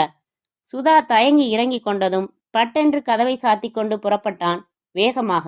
தன் அலுவலகம் வந்து சேரில் தொப்பென்று விழுந்து உடனே சிகரெட் பற்ற வைத்தான். போன் ஒலிக்க எடுத்து பேசினான். சாரி சார், 2-3 நாளா அப்செட். ஒரு சின்ன ப்ராப்ளம். நாளைக்குள்ள உங்க ப்ளூ பிரிண்ட் ரெடி ஆயிடும். வைத்தான். இன்டர்காம் அழுத்தி, பாண்டி உள்ள வா என்றான். பாண்டியன் உள்ளே வந்தான். கதவை சாத்து. சாத்தினான். உட்காரு. உட்கார்ந்தான். யோசிச்சேன் பாண்டி, ஒரு பொண்ணுக்கு துரோகம் செஞ்சுட்டு என் தங்கச்சிக்கு வாழ்க்கை தரத எப்படி பார்த்தாலும் ஜீரணிக்க முடியல. அனிதாவை எப்படி சமாதானப்படுத்துறதுன்னு தெரியல. அதை நான் பாத்துக்கிறேன். உன் மேல எனக்கு கோபம் இல்ல. நீ உண்மைய சொன்னதுல சந்தோஷமா இருக்கு. அவளை தேடி பிடிச்சு வாழ்க்கை தர தயாரா இருக்கிறது இன்னும் பெருமையா இருக்கு. பாண்டியன் தலைகுனிந்து அமைதியாக நின்றான். பாண்டி, இன்னையிலிருந்து 1 வாரம் லீவ் எடுத்துக்கோ. மறுபடி மதுரைக்கே போய் கீதாவோட ஃப்ரெண்ட்ஸ், அவ படிச்ச காலேஜ் மேட்ஸ், அவங்க இவங்கன்னு விசாரி. யாருக்காச்சும் தெரியாம இருக்காது. கீதாவை கண்டுபிடிச்சதும் எனக்கு தகவல் தெரிவி. நானே உங்க கல்யாணத்தை நடத்தி வைக்கிறேன். அனிதாவுக்கு அதுக்கப்புறம் இதம்மா எடுத்து சொல்லிக்கிறேன். பாண்டியன் உதடுகள் துடிக்க இவன் கையை பிடித்து ஒரு முத்தம் கொடுத்தான். உன்னை ஃப்ரெண்டா அடைய நான் எவ்வளவு புண்ணியம் செஞ்சேனோ தெரியல. பாண்டி, செலவுக்கு பணம் வாங்கிட்டு போ. அப்பப்போ ஃபோன் செய். அப்புறம் ஓ ரூம் சாவி என்கிட்ட கொடுத்துட்டு போ. 4 நாளைக்கு நான் ஓ ரூம்ல தங்கி ராத்திரியெல்லாம் ஒர்க் பண்ண வேண்டியிருக்கு. நிறைய வேலைகள் பெண்டிங் விழுந்துடுச்சு. வீட்டுக்கு போனா முடியறதில்ல. சரி குமரேஷ். அவன் போனதும் ஃபோன் எடுத்து எண் சுழற்றி, சுதாவை பேச சொல்லுங்க என்றான். என்ன என்றாள் சுதா சில வினாடிகளில் கடுமையான குரலில். சாரி டார்லிங், காலையில் நான் மூட்ல இல்லை. அதான் உன்னை கண்ணா பின்னான்னு திட்டிட்டேன். நீங்கள் ஒன்றும் என் கூட பேச வேண்டியதில்லை. சாரி சொல்லிட்டேன் இல்ல. உன் மூஞ்சி என்னமா சிவந்து போச்சு? ஒரு பெரிய பிரச்சனை மனசுல தொந்தரவு செஞ்சுக்கிட்டே இருந்ததா? அந்த சமயத்துல நீ விளையாடினியா? ஹீட் ஆயிட்டேன். கோபமா? இல்ல, குளுகுளுன்னு இருக்கேன். கோபம் யார் மேல வரும் சுதா? உரிமை உள்ளவங்க மேல தானே. இதுக்கு ஒன்றும் குறைச்சல் இல்ல. சரி, வழக்கம் போல சாரி கோட்டட் கீஸ் கொடுத்துடட்டுமா? ஒன்றும் வேணாம், இதோ கொடுக்க போறேன். வேணான்னு சொல்றேன் இல்ல. கொடுத்தாச்சு. போனை வச்சிட்டியா? இன்னும் இல்ல. அப்ப கோபம் இல்லைன்னு அர்த்தம், சரியா? உங்களை என்ன செய்ய போற? ஈவினிங் நேர்ல வச்சுக்கிறேன். சரி, வெல்கம். சிரித்து கொண்டே ரிசீவரை வைத்த குமரேஷ் தோள்களை ஒருமுறை குலுக்கிக் கொண்டு பெருமூச்சு விட்டான். அத்தியாயம் 12. எஸ், பாண்டியன்னு ஒரு அப்ளிகேஷன் வந்திருக்கு என்றார் அந்த தனியார் நிறுவனத்தின் உதவி மேனேஜர். உங்க தம்பி கையெழுத்து தெரியுமில்ல, இதுவான்னு பாருங்க என்று ஃபைலில் இருந்து அதை மட்டும் தனியாக எடுத்து நீட்டினார். எங்க கம்பெனில நாங்க போட்டோ இணைக்க சொல்லல. மாலதி அதை வாங்கினாள். கீதாவின் பெட்டியை குடைந்ததில், இன்று மாலை ஜான்சிராணி பூங்காவில் சந்திப்போம் பாண்டியன் என்று எப்போதோ அவன் எழுதி இவள் பத்திரப்படுத்தியிருந்த துண்டு காகிதம் கிடைத்திருந்தது. அதை கைப்பையில் இருந்து எடுத்து இந்த விண்ணப்பத்தில் பூர்த்தி செய்துள்ள கையெழுத்துடன் ஒப்பிட்டு பார்த்து முகம் மலர்ந்தாள். சார் சார், இவன்தான் சார். நான் தேடுறது இவனைத்தான். இதுல என்ன அட்ரஸ் போட்டிருக்கான்? ஒரு தனி காகிதத்தில் அந்த தீநகர் விலாசத்தை குறித்து கொண்டாள் மாலதி. இவனுக்கு இங்க வேலை இல்லைங்க. இன்டர்வியூ கார்டு கூட போடல. ரிஜெக்டட். ரொம்ப தேங்க்ஸுங்க. மாலதி புறப்பட்டு வெளியே வந்தாள். எவனை தேடி இத்தனை நாட்களாக அலைகிறேனோ அவன் விலாசம் கிடைத்துவிட்டது. நேராக இந்த விலாசத்தில் சென்று அவனை சந்தித்து சட்டையை பிடித்து உலுக்கி, அநியாயமாக ஒரு அப்பாவி பெண்ணை சாகடித்து விட்டாயேடா பாவி என்று கை ஓயும் வரை அறைய வேண்டும். கத்தி ரகளை செய்து ஊரை கூட்ட வேண்டும். அவன் அவமானத்தில் புழுங்க வேண்டும். போலீஸ் வர வேண்டும். நான் உண்மைகளை சொல்ல வேண்டும். அவனை தெருநாய் போல அடித்து இழுத்து செல்ல வேண்டும் அவர்கள். அப்போதுதான் என் துடிப்பு அடங்கும். ஒரு இராணுவ வீரனின் மனைவி என்பதற்கு இது கூட முடியவில்லை என்றால் எப்படி? இரவு 8 மணிக்கு தீநகரில் அந்த விலாசத்தை கண்டுபிடித்தாள் மாலதி. அது மாத வாடகை அறைகள் கொண்ட ஒரு லாட்ஜ். அதில் 37வது எண் அறைக்கு செல்ல வேண்டும். சென்றாள். கதவை தட்டினாள். உள்ளே பாட்டு கேட்டது. சிகரெட் நெடி ஜன்னல் கம்பி வழியாக பாய்ந்து மூக்கை தொட்டது. கதவு திறந்தவன் வெற்று மார்புடன் இருந்தான். இவளை பார்த்ததும் அவசரமாக கொடியிலிருந்து ஒரு துண்டை உருவி மேலே போட்டுக்கொண்டு சிகரெட்டை சுவரில் நசுக்கி வீசிவிட்டு, உங்களுக்கு என்னங்க வேணும் என்றான். பாண்டியன் இங்கேதானே இருக்கான்? எந்த பாண்டியன்? தலையை சொரிந்தான். வேலை தேடி மதுரையிலிருந்து வந்தவன். அவனா? அவன் இங்கே ஒரு வாரம் கூட தங்கலையே. எங்க போனா? அவன் இங்கே மெட்ராஸ் வந்து இந்த ரூம்ல தான் தங்கினான். அவனோட ஃப்ரெண்டும் என்னோட ஃப்ரெண்டும் ஃப்ரெண்ட்ஸுன்னு உறவு சொல்லிக்கிட்டு வந்தா. அப்புறம் அவனுக்கு அவனோட ஃப்ரெண்டு ஒருத்தன் ஆஃபீஸில் வேலை கிடைச்சிட்டதாவும் அந்த ஆஃபீஸ்லேயே ஒரு ரூம்ல தங்கிக்க சொல்லிட்டதாவும் சொல்லி காலி பண்ணிட்டு போயிட்டானே. அது எந்த ஆஃபீஸ்னு தெரியுமா? Building construction company. நல்ல பேருங்க. இருங்க. தன் நெற்றியை தட்டி யோசித்தான் அவன். Yes, Anita construction. அவன் உள்ளே சென்று ஒரு காகிதத்தில் வரைந்து வந்து, இதோ பாருங்கம்மா, இந்த அடையார் சிக்னலுக்கு பக்கத்துல இந்த ரோடு போகுதே, இது லேடிஸ் பிரிட்ஜ் ரோடு. இதுல நேரா வந்தா ஈராஸ் தியேட்டர் வரும். அதுக்காக எதிர்க்க பீச் போற இந்த ரோட்ல வந்தா லெஃப்ட்ல சக்தி ஃபைனான்ஸ் வரும். அதை தாண்டி ஃபர்ஸ்ட் லெஃப்ட்ல திரும்பினா ஜீவரத்தினம் நகர். அதுல அனிதா கன்ஸ்ட்ரக்ஷன்ஸ் பெரிய பில்டிங். நீங்க மிஸ் பண்ணவே முடியாது. ரொம்ப தேங்க்ஸ் தம்பி. அது இருக்கட்டும், நீங்க யாரு? என்ன விஷயமா அவரை பார்க்க போறீங்க? அதெல்லாம் சொல்லவே இல்லைங்களே நீங்க. அவனுக்கு ரொம்ப வேண்டியவ. அக்கா முறை. வரேன். மாலதி அவனுக்கு மீண்டும் நன்றி சொல்லி புறப்பட்டு ஒரு ஆட்டோவை அமர்த்தி கொண்ட போது மணி 8:30. அத்தியாயம் 13. அலுவலக ஹாலில் டெலிஃபோன் ஒலித்தது. ஹாலின் மூலையில் இருந்த தனியறையில் தீவிரமாக போர்டில் காகிதம் செருகி கட்டிட பிளான் வரைந்து கொண்டிருந்த குமரேஷிற்கு அது ஒலி குறைந்து கேட்டது. உதட்டில் கவ்வியிருந்த பென்சிலை எடுத்து பீங்கான் டம்ளரில் போட்டான். டமார் என்று காற்றில் அடித்து கொண்ட கண்ணாடி ஜன்னலை இழுத்து சாத்து முன் வெளியே காற்றோடு துவங்கியிருந்த மழையின் சாரல் அவனை லேசாக நனைத்தது. நடந்து டெலிஃபோனை எடுத்தான். இவன் ஹலோ சொல்வதற்கு முன்பாகவே, ஹலோ பாண்டியனா என்றது அனிதாவின் குரல் என்று புரிந்தது. ஹலோன்னு சொல்றதுக்கு கூட வெக்கமா? நான் குமரேஷ் பேசுறேன் அனிதா. எதிர்முனையில் நாக்கை கடித்து கொள்வதை உணர முடிந்தது. பாண்டியன் ஆஃபீஸ் வேலையா வெளியூர் போயிருக்கான். அப்படியா? வரப்புற பொண்டாட்டிக்கிட்ட சொல்லிட்டு வெளியூர் போகணும்னு தெரியலையே அவருக்கு. வரட்டும், பேசிக்கிறேன். மணி 8:30 இன்னும் ஆஃபீஸில் நீ என்ன செய்கிற? எனக்கு வேலை இருக்குமா, ராத்திரி வீட்டுக்கு வரமாட்டேன். அம்மா கிட்ட சொல்லிட்டு தான் வந்தேன். சாப்பாடு இங்கே பக்கத்தில் ஹோட்டலில் சாப்பிட்டுக்கிறேன். ரொம்ப வேலை இருக்கு. நீ தூங்கு. Good night. Good night. இரு வச்சிடாத. என்ன அனிதா? நேரில் கேட்க கூச்சமாக இருக்கு. கல்யாண தேதி எதுவும் பார்க்குற அபிப்பிராயம் இல்லையா? பார்க்கணும் அனிதா. பாண்டியன் எந்த ஊருக்கு போயிருக்காரு? மதுரை. எப்போ வருவாரு? கண்டுபிடிச்சதும்.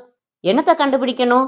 கீதா ட்ரேடர்ஸ்னு ஒரு ஃபைல், அது தொலைஞ்சு போச்சு. அதை மதுரையில் தொலைச்சது அவன்தான். இப்போ தேடிக்கிட்டு போயிருக்கான். சரி. குமரேஷ் போனை வைத்துவிட்டு தனியறைக்கு வந்தபோது அலுவலகத்தின் வாசல் ஸ்பிரிங் கேட்டை யாரோ தட்டுவது கேட்டது. குமரேஷ் வாசலுக்கு வந்து பார்க்க மாலதி நின்று கொண்டிருந்தாள். லேசாக நனைந்திருந்தாள். கதவை திறக்கும்படி சைகை காட்டினாள். கதவை திறந்தான். சாரல் சீறி சீறி அடித்தது.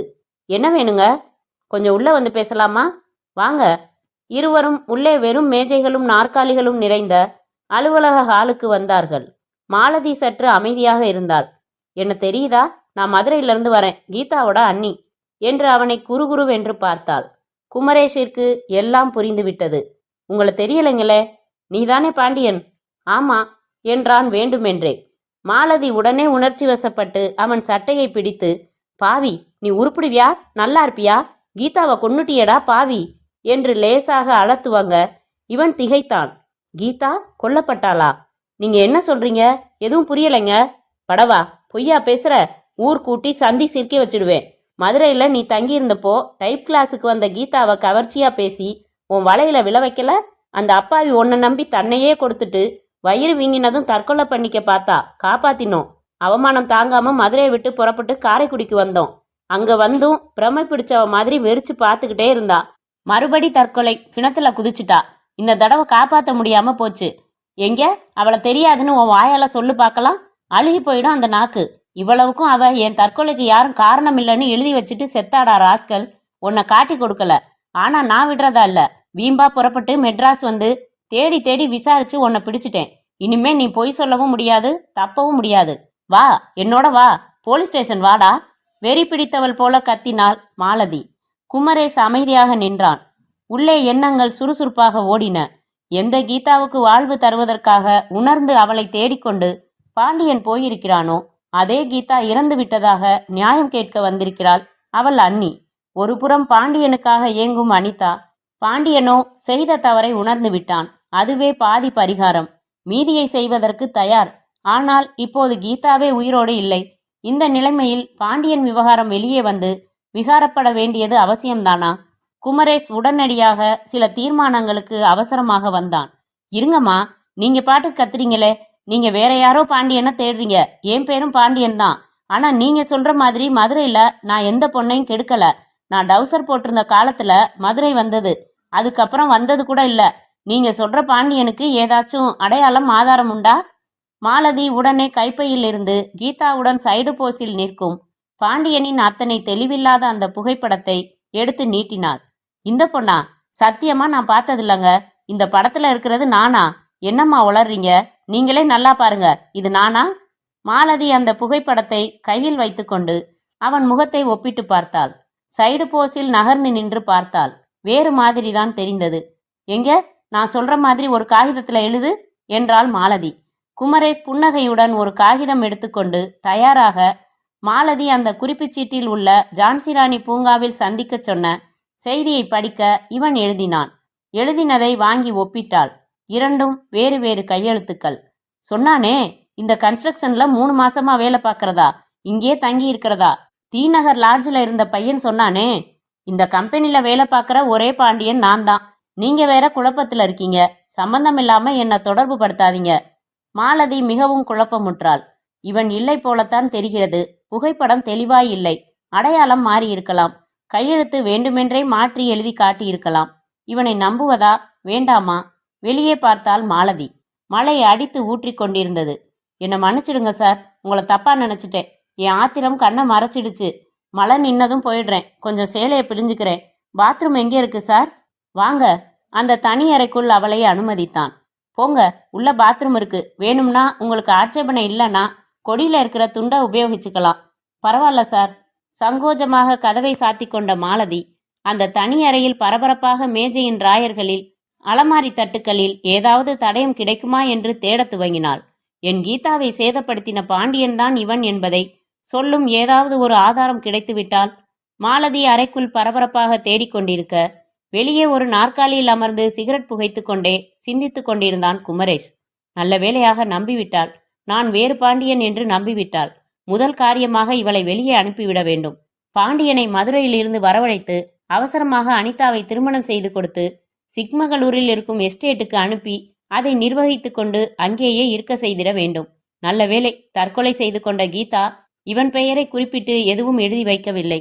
வேறு உருப்படியான ஆதாரங்கள் எதுவும் இல்லை. இந்த மாலதியை சமாளித்தாயிற்று. இனி பிரச்சனையே இல்லை.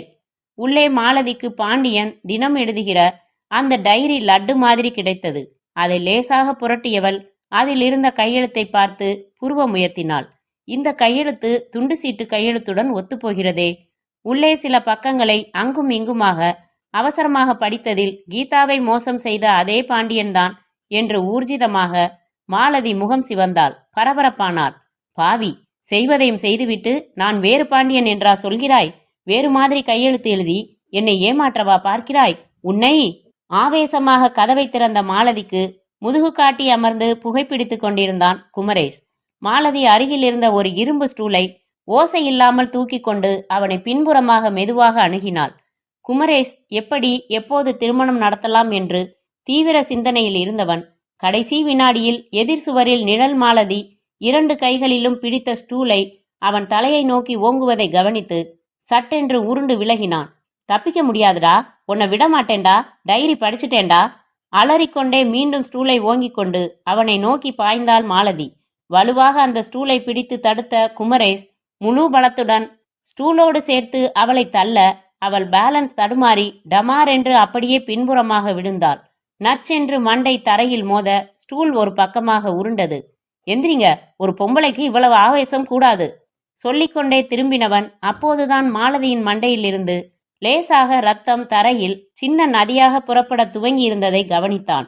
ஐயோ, என்னங்க மாலதி, ஹலோ! அவள் அருகில் மண்டியிட்டு அமர்ந்து நடுங்கும் விரல்களால் அவள் மூக்கருகில் வெதுவெதுப்பான மூச்சுக்காற்றின் தீண்டலை உணர முயற்சித்து ஏமாந்து போனான். திறந்த விழிகளுடன், அந்த விழிகளில் உறைந்த பீதியுடன் மாலதி சர்வ நிச்சயமாக இறந்து போயிருந்தாள். அத்தியாயம் 14. குமரேஷ் வியர்த்து போனான். எதுவுமே புரியவில்லை. நடந்த சம்பவத்தின் உண்மை அவன் மூளையில் பதிவாக மறுத்தது. இல்லை இல்லை, இப்படியெல்லாம் இங்கே நிகழவே இல்லை. இவள் இறக்கவில்லை, சும்மா படுத்திருக்கிறாள். இதோ எழுந்து வெளியே போய்விடுவாள். இது கொலை இல்லை, நான் செய்யவில்லை. ஐயோ, இதெல்லாம் கனவு. இப்போது கலைந்துவிடும். நான் உறக்கத்தில் இருக்கிறேன். யாராவது எழுப்புங்களேன். அலாரமே, அடித்து தொலையேன் சனியனே. தொப்பென்று ஒரு நாற்காலியில் விழுந்தான். சட்டை நனைந்து முதுகோடு ஒட்டி கொண்டிருந்தது. உதடுகள் திறந்து காற்றுக்கு அனுமதி அளித்திருந்தது. நெஞ்சம் அதிவேகத்தில் இயங்கிக் கொண்டிருந்தது. தனக்குத்தானே பொய் சொல்லி ஏமாற்றிக் கொள்வது எப்படி சாத்தியம்? ஊருக்கு சொல்லலாம், எனக்கே எப்படி சொல்ல முடியும்? மாலதி நியாயம் கேட்க வந்தால் என்னை பாண்டியன் என்று அவன் டைரியின் மூலம் ஊர்ஜிதப்படுத்தி கொண்டு அந்த ஆத்திரத்தில் தாக்க வந்தாள். அவள் ஓங்கின ஸ்டூல் தாக்குதல் என் மண்டையில் விழுந்திருந்தால் இந்நேரம் பிணமாக நான் கிடப்பேன். என்னை தற்காத்து கொள்ள அவளை தள்ளினேன். விழுந்தவள் எழவே போவதில்லை என்று யார் கண்டார்கள்? இப்படி பொட்டென்று போவாள் என்று எதிர்பார்த்தேனா? இப்போது என்ன செய்வது? போலீஸை அழைப்பதா? அழைத்து நடந்த உண்மைகளை அப்படியே சொல்வதா? சொன்னால் நம்புமா? நம்பினால் என்ன ஆகும்? என்னை கைது செய்வார்களோ இல்லையோ, நிச்சயமாக பாண்டியனை கைது செய்வார்கள். குழப்பம், அதிகமான குழப்பம். என்ன செய்ய போகிறேன்? என்ன செய்ய போகிறேன்? கிட்டத்தட்ட அரை மணி நேரம் 3 சிகரெட்டுகள் ஊதிக்கொண்டு குமரேஷ் யோசித்ததில் சில தீர்மானங்களுக்கு வந்தான். இந்த சம்பவத்தை மறைப்பதுதான் நல்லது. இவளை கொண்டு போய் எங்கேயாவது போட்டுவிட வேண்டியது. இங்கே சுத்தம் செய்துவிட வேண்டியது. மாலதி உன்னை தேடி வந்தாளா? சேச்ச, யாரது மாலதி? கடைசி வரை சாதித்து விடுவது. தீர்மானத்திற்கு வந்த குமரேஷ் முதல் காரியமாக மாலதியின் கைப்பையை கையில் கர்ச்சிப் சுற்றி கொண்டு ஆராய்ந்தான். உள்ளே இருந்த அந்த புகைப்படத்தையும் பாண்டியன் கைப்பட எழுதின குறிப்பு சீட்டையும் எடுத்தான். அதை தவிர உள்ளே பஸ் டிக்கெட்டுகளும் சில்லறையும் கைக்குட்டையுமே இருந்தன. புகைப்படம் மற்றும் சீட்டை வாஷ் பேசினுக்கு மேல் பிடித்து ஒவ்வொன்றாய் லைட்டரில் எரித்து போட்டு சாம்பலை கரைத்தான். பாண்டியனின் டைரி சற்று தள்ளி கிடந்தது. அதை எடுத்தான். அலுவலகத்தின் ஸ்டோர் ரூமில் பரனில் பழைய கணக்கு புத்தகங்கள் பண்டல் பண்டலாக கட்டி வைக்கப்பட்டு தூசி படிந்து ஒட்டடை படிந்து கிடந்தன. அவற்றுக்கு நடுவில் டைரியை வீசி எறிந்தான். மீண்டும் ஹாலுக்கு வந்தான். வெளியே மழை விடாமல் பெய்து கொண்டிருந்தது. குமரேஷ் பிணத்தின் அருகில் குனிந்தான். அத்தியாயம் 15. மறுநாள் அதிகாலை 6 மணி. போலீஸ் கண்ட்ரோல் ரூமிற்கு அந்த ஃபோன் கால் வந்தது. ஹலோ, போலீஸ் கண்ட்ரோல் ரூமா? ஆமா, இங்கே பெசன்ட் நகர் பீச்சில் ஒரு பொணம் ஒதுங்கி கிடக்குது சார். ஆம்பளையா பொம்பளையா? பொம்பளை. 2 ஜீப்புகளில் போலீஸ் வந்து இறங்கியது. இன்ஸ்பெக்டர் அருள்தாஸ் பசேல் என்று ஷேவ் செய்திருந்தார். கைகளில் நரம்புகள் நெளிந்தன. சட்டையின் திறப்பில் தெரிந்த ஏராள முடிகளில் ஒன்றிரண்டு நரை. கான்ஸ்டபிள்கள் கூடியிருந்த கொஞ்ச ஜனங்களை விரட்டியதும் மாலதி குப்புற கிடந்ததால் தலையின் இரத்தக்காயம் தெரிந்தது. அலைகளுக்கு மிக சமீபமாக கிடந்தாள். 4 முறைக்கு ஒரு முறை ஒரு உத்வேக அலை வந்து அவள் பாதத்தை மட்டும் தீண்டிவிட்டு வடிந்து கொண்டிருந்தது. சற்று தள்ளி அவளின் செருப்புகள். அருள்தாஸ் உடலை புரட்ட சொன்னார். புரட்டியதும் முதலில் கழுத்தைத்தான் பார்த்தார். தாலி இருந்தது. ஆனால் ஒரு செயின் கூட இல்லை. கைகளில் வளையல்கள் இல்லை. காதுகளில் தோடுகள் இல்லை. கல்யாணமான பொண்ணு சார். அட அட, எவ்வளவு பெரிய கண்டுபிடிப்பியா? Thanks sir. சேலையை பாருங்க, காலை மூடி இருக்கு. ஆமா சார். உங்களை ஆமா சொல்றதுக்கா கேட்டேன். விளக்குங்க, கொலுசு இருக்கான்னு பார்க்கலாம். தேவநாதன் லேசாக விளக்கினார். மெட்டியும் கொலுசும் அணிந்திருந்தாள். அதான் சொன்னேனே சார், ஒரு கல்யாணமான பொண்ணு தான். இப்ப நமக்கு அதுதான் முக்கியமான ஆராய்ச்சியா? இல்ல சார். இவ யாரு, எதுக்காக கொலை, யாரு செஞ்சா, முதல்ல பார்த்தது யாரு, வேற ஏதாச்சும் தடயம் இருக்கா, இதெல்லாம் பாருங்க ஐயா. அடுத்த 1 மணி நேரம் அங்கே கூடியிருந்தவர்களை விசாரித்து பிணத்தை நன்றாக புரட்டி பார்த்து பிரேதத்தில் ஏதாவது தடயங்கள் கிடைக்கின்றனவா என்று ஆராய்ந்து அருள்தாஸ் தன் சிகரெட்டை பற்ற வைக்க முயற்சித்து காற்றில் நெருப்பணைய நான் வேணும்னா என்று பற்ற வைத்து விட்ட தேவநாதனை பார்த்தார். என்ன நினைக்கிறீங்க தேவநாதன்? காத்து அதிகம் சார். 2வது இப்ப வர்ற தீப்பெட்டிகளும் சரியில்லை. சும்மா பேருக்கு தம்மா துண்டு மருந்து வைக்கிறானுங்க. பத்திக்கிட்டதுமே அணைஞ்சிடுது. அதுவும் இல்லாம தேவநாதன் தொடரப்போனவர் இன்ஸ்பெக்டரின் முறைப்பை பார்த்துவிட்டு மௌனமானார். நான் என்ன கேட்குறேன், நீங்க என்ன சொல்றீங்க? சாரி சார், நீங்க என்ன கேட்டீங்க? இந்த பொண்ணை பத்தி கேட்டேன். பொண்ணு இல்ல சார், பொணம். You are irritating me very much. Yes yes, thank you sir. எதுக்குயா தேங்க்ஸ்? ஏதோ பாராட்டினீங்களே. என் கஷ்டகாலம் யா என்று நெற்றியை தட்டி கொண்டார். ஐயா தேவநாதா, இந்த பொணத்தை பத்தி தங்களின் மேன்மையான கருத்துக்கள் என்னவோ? அழகான இளம்பெண் சார். யாரு என்னன்னு தெரிஞ்சுக்கலாம்னா கையில கைப்பை இல்ல, சேலை, ஜாக்கெட், ஹேர் ஸ்டைல், புருவம் கத்தரிச்சிருக்கிறது, இதெல்லாம் பார்க்குறப்போ நாகரிகமான பொண்ணா தெரியுது. செருப்பை பாருங்களேன், ஹீல் செருப்பு. இவ்வளவு நாகரிகமான ஒரு பொண்ணு ஒரு ஹேண்ட்பேக் வச்சிருக்க மாட்டாளா? அட்லீஸ்ட் ஒரு மணி பர்ஸ்? ஆமா, இதெல்லாம் இல்லதான். என்ன அர்த்தம்? இவ தனியா வந்தா, எவனோ திருடன் ஃபாலோ பண்ணினான். கட்டையோ கழியோ எடுத்து பின்மண்டையில போட்டான் ஒரு போடு. விழுந்தா கைப்பையே எடுத்துக்கிட்டான். கழுத்துல போட்டிருந்த செயினை கழட்டிக்கிட்டான். கையில போட்டிருந்த வளையல கழட்டிக்கிட்டான். போயிட்டான். தேவநாதன், உங்க கோணத்தை கூட யோசிக்கலாம்னு தான் தோணுது. ஆனா இவ புருஷன் யாரு, எங்க போனா, முதல்ல இவ யாரு? அதான் சார் புரியல. ஒரு கர்ச்சீப், ஒரு அட்ரஸ் அட்டை, ஒரு பஸ் டிக்கெட்டு, எதுவும் இல்லாம மொட்டை பணமா கிடந்து நம்ம கழுத்தை அறுக்கிறா பாருங்க. இவர்கள் பேசி கொண்டிருக்கும் போதே அறிமுகமான அந்த பத்திரிகை நிருபர் வேகமாக வந்தான். என்ன சார், ரேப் அண்ட் மர்டரா? சச்சா, ரேப் மாதிரி தெரியல. ட்ரெஸ் எல்லாம் கிளியாமத்தான் இருக்குது. இப்பெல்லாம் ட்ரெஸ்ஸை யாரும் கிழிக்கிறதே இல்லைங்க சார். மாடர்ன் ட்ரெண்டில் சுரக்குன்னு ஒரு ஊசி போட்டுட வேண்டியது, போதை ஊசி. அப்புறம் எதுக்காக ஓடுறது, துரத்துறது, இதெல்லாம் விட்டா நீங்களே சொல்லி தருவீங்க போலிருக்கே. என்னன்னு போடுறது சார்? கட்டழகு பெண் கதற கதற கொலைன்னு தலைப்பு போட்டுக்கலாமா? அருள்தாஸ் நிருபரை சீர ஆரம்பித்து விட்டார். கமிஷனர் ஆபீஸ்ல பிரீஃபிங் கொடுப்பாங்க, போங்க ஐயா. ரேகை நிபுணர்கள் வந்து, போட்டோகிராஃபர் வந்து, நாய் வந்து, பிறகு ஆம்புலன்ஸ் வந்து மாலதியின் பிணம் போஸ்ட்மார்ட்டத்திற்கு ஜிஹெச்சிற்கு அனுப்ப 2 மணி நேரங்கள் ஆயிற்று.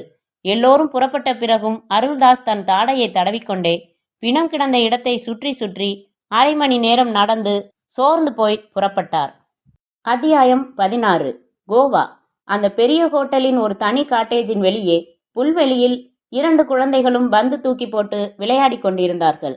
சாந்தாவும் அவள் கணவனும் நாற்காலிகளில் அமர்ந்து டீ சாப்பிட்டு கொண்டிருக்க, சாந்தா, கோவா வந்து 2 நாள் கலகலப்பா இருந்த, நேத்துல இருந்து கொஞ்சம் டல்லா இருக்க நீ. அமை ரைட்? அதெல்லாம் ஒண்ணுமில்லையங்க என்றாள் சாந்தா. ஓ மூடு எனக்கு தெரியாதா? ஏதோ ஒரு உறுத்தல் உனக்குள்ள இருக்கு. என்ன அது, சொல்லேன். உண்மைதாங்க. வீட்டுக்கு கெஸ்டா வந்த மாலதிய வீட்டை பார்த்துக்க சொல்லிட்டு நம்ம பாட்டுக்கும் டூர் வந்துட்டோம். அதுக்கு என்ன செய்யறது? உன் ஃப்ரெண்டையும் கூட்டிக்கிட்டு வர முடியுமா? 15 நாள் நிம்மதியா கோவா வரணும்னு 5 வருஷமா ஆசைப்பட்டோம். வீட்டில் யாரை வச்சுட்டு போறதுங்கிறது பெரிய பிரச்சனையா இருந்துச்சு. தோதான் உன் ஃப்ரெண்டு வந்தா, இருமான்னு சாவி கொடுத்துட்டு புறப்பட்டுட்டோம். அதுக்கு சொல்லலைங்க, அவ காலேஜில் படிச்சப்போ பழக்கம். அதுக்கப்புறம் ரொம்ப வருஷம் சந்திக்காம இப்பதான் சந்திச்சோம்.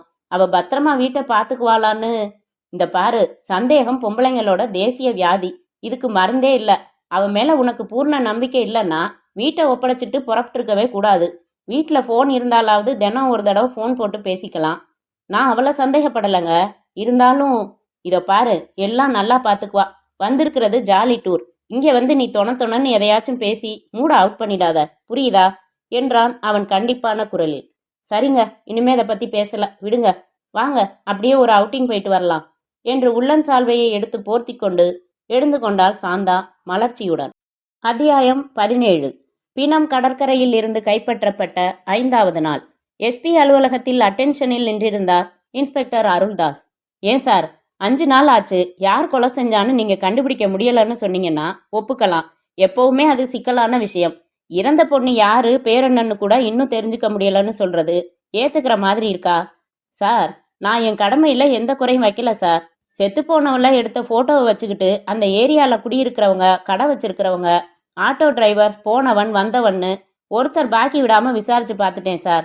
பேப்பர்லையும் போட்டோ போட்டு விவரம் தெரிந்தவர்கள் சொல்லலாம்னு அறிவிப்பு கொடுத்திருக்கேன். ஆனா பொணத்தோட முகம் மழையில நனைஞ்சு ஒரு ராத்திரி ஊறினதுல உப்பி போய் அவளோட நெருகி பழகினவங்கள கூட தாமதிச்சுதான் அடையாளம் கண்டுபிடிக்க முடியற மாதிரியா இருக்கு.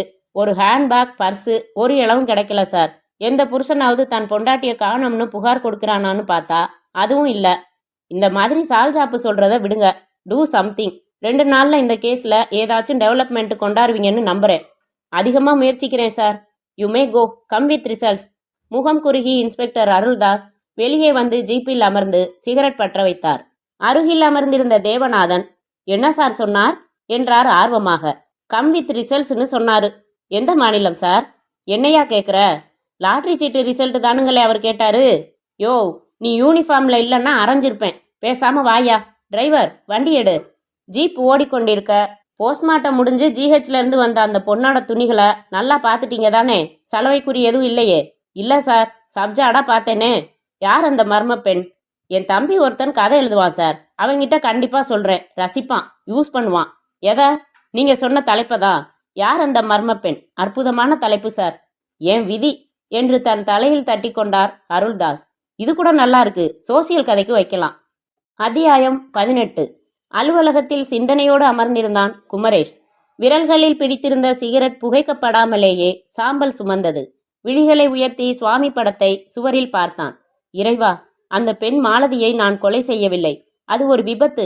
என்னை காத்து கொள்வதற்காக அவளை தள்ளினேன். தடுமாறி விழுந்தவள் அல்பாயுசில் இறந்தாள்.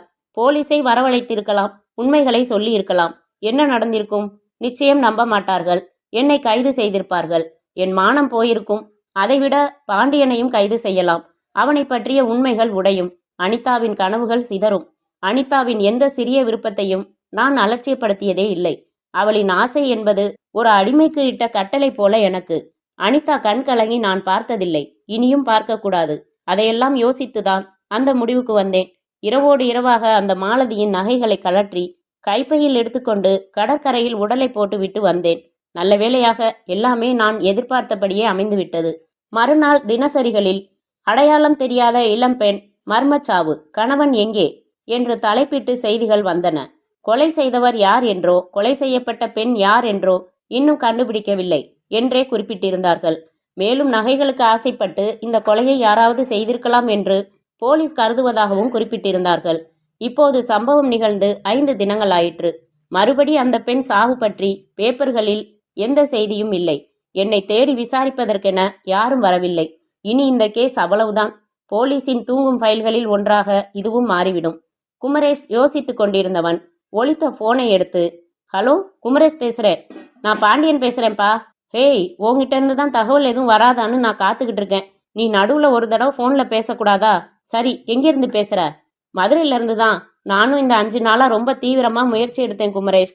கீதாவும் அவ அண்ணியும் எந்த ஊருக்கு போனாங்கன்னே தெரியல. சரி, நீ உடனே புறப்பட்டு மெட்ராஸுக்கு வா. இங்க முக்கியமான விஷயம் இருக்கு. என்னடா அது? நீ வாயேன், சொல்றேன்.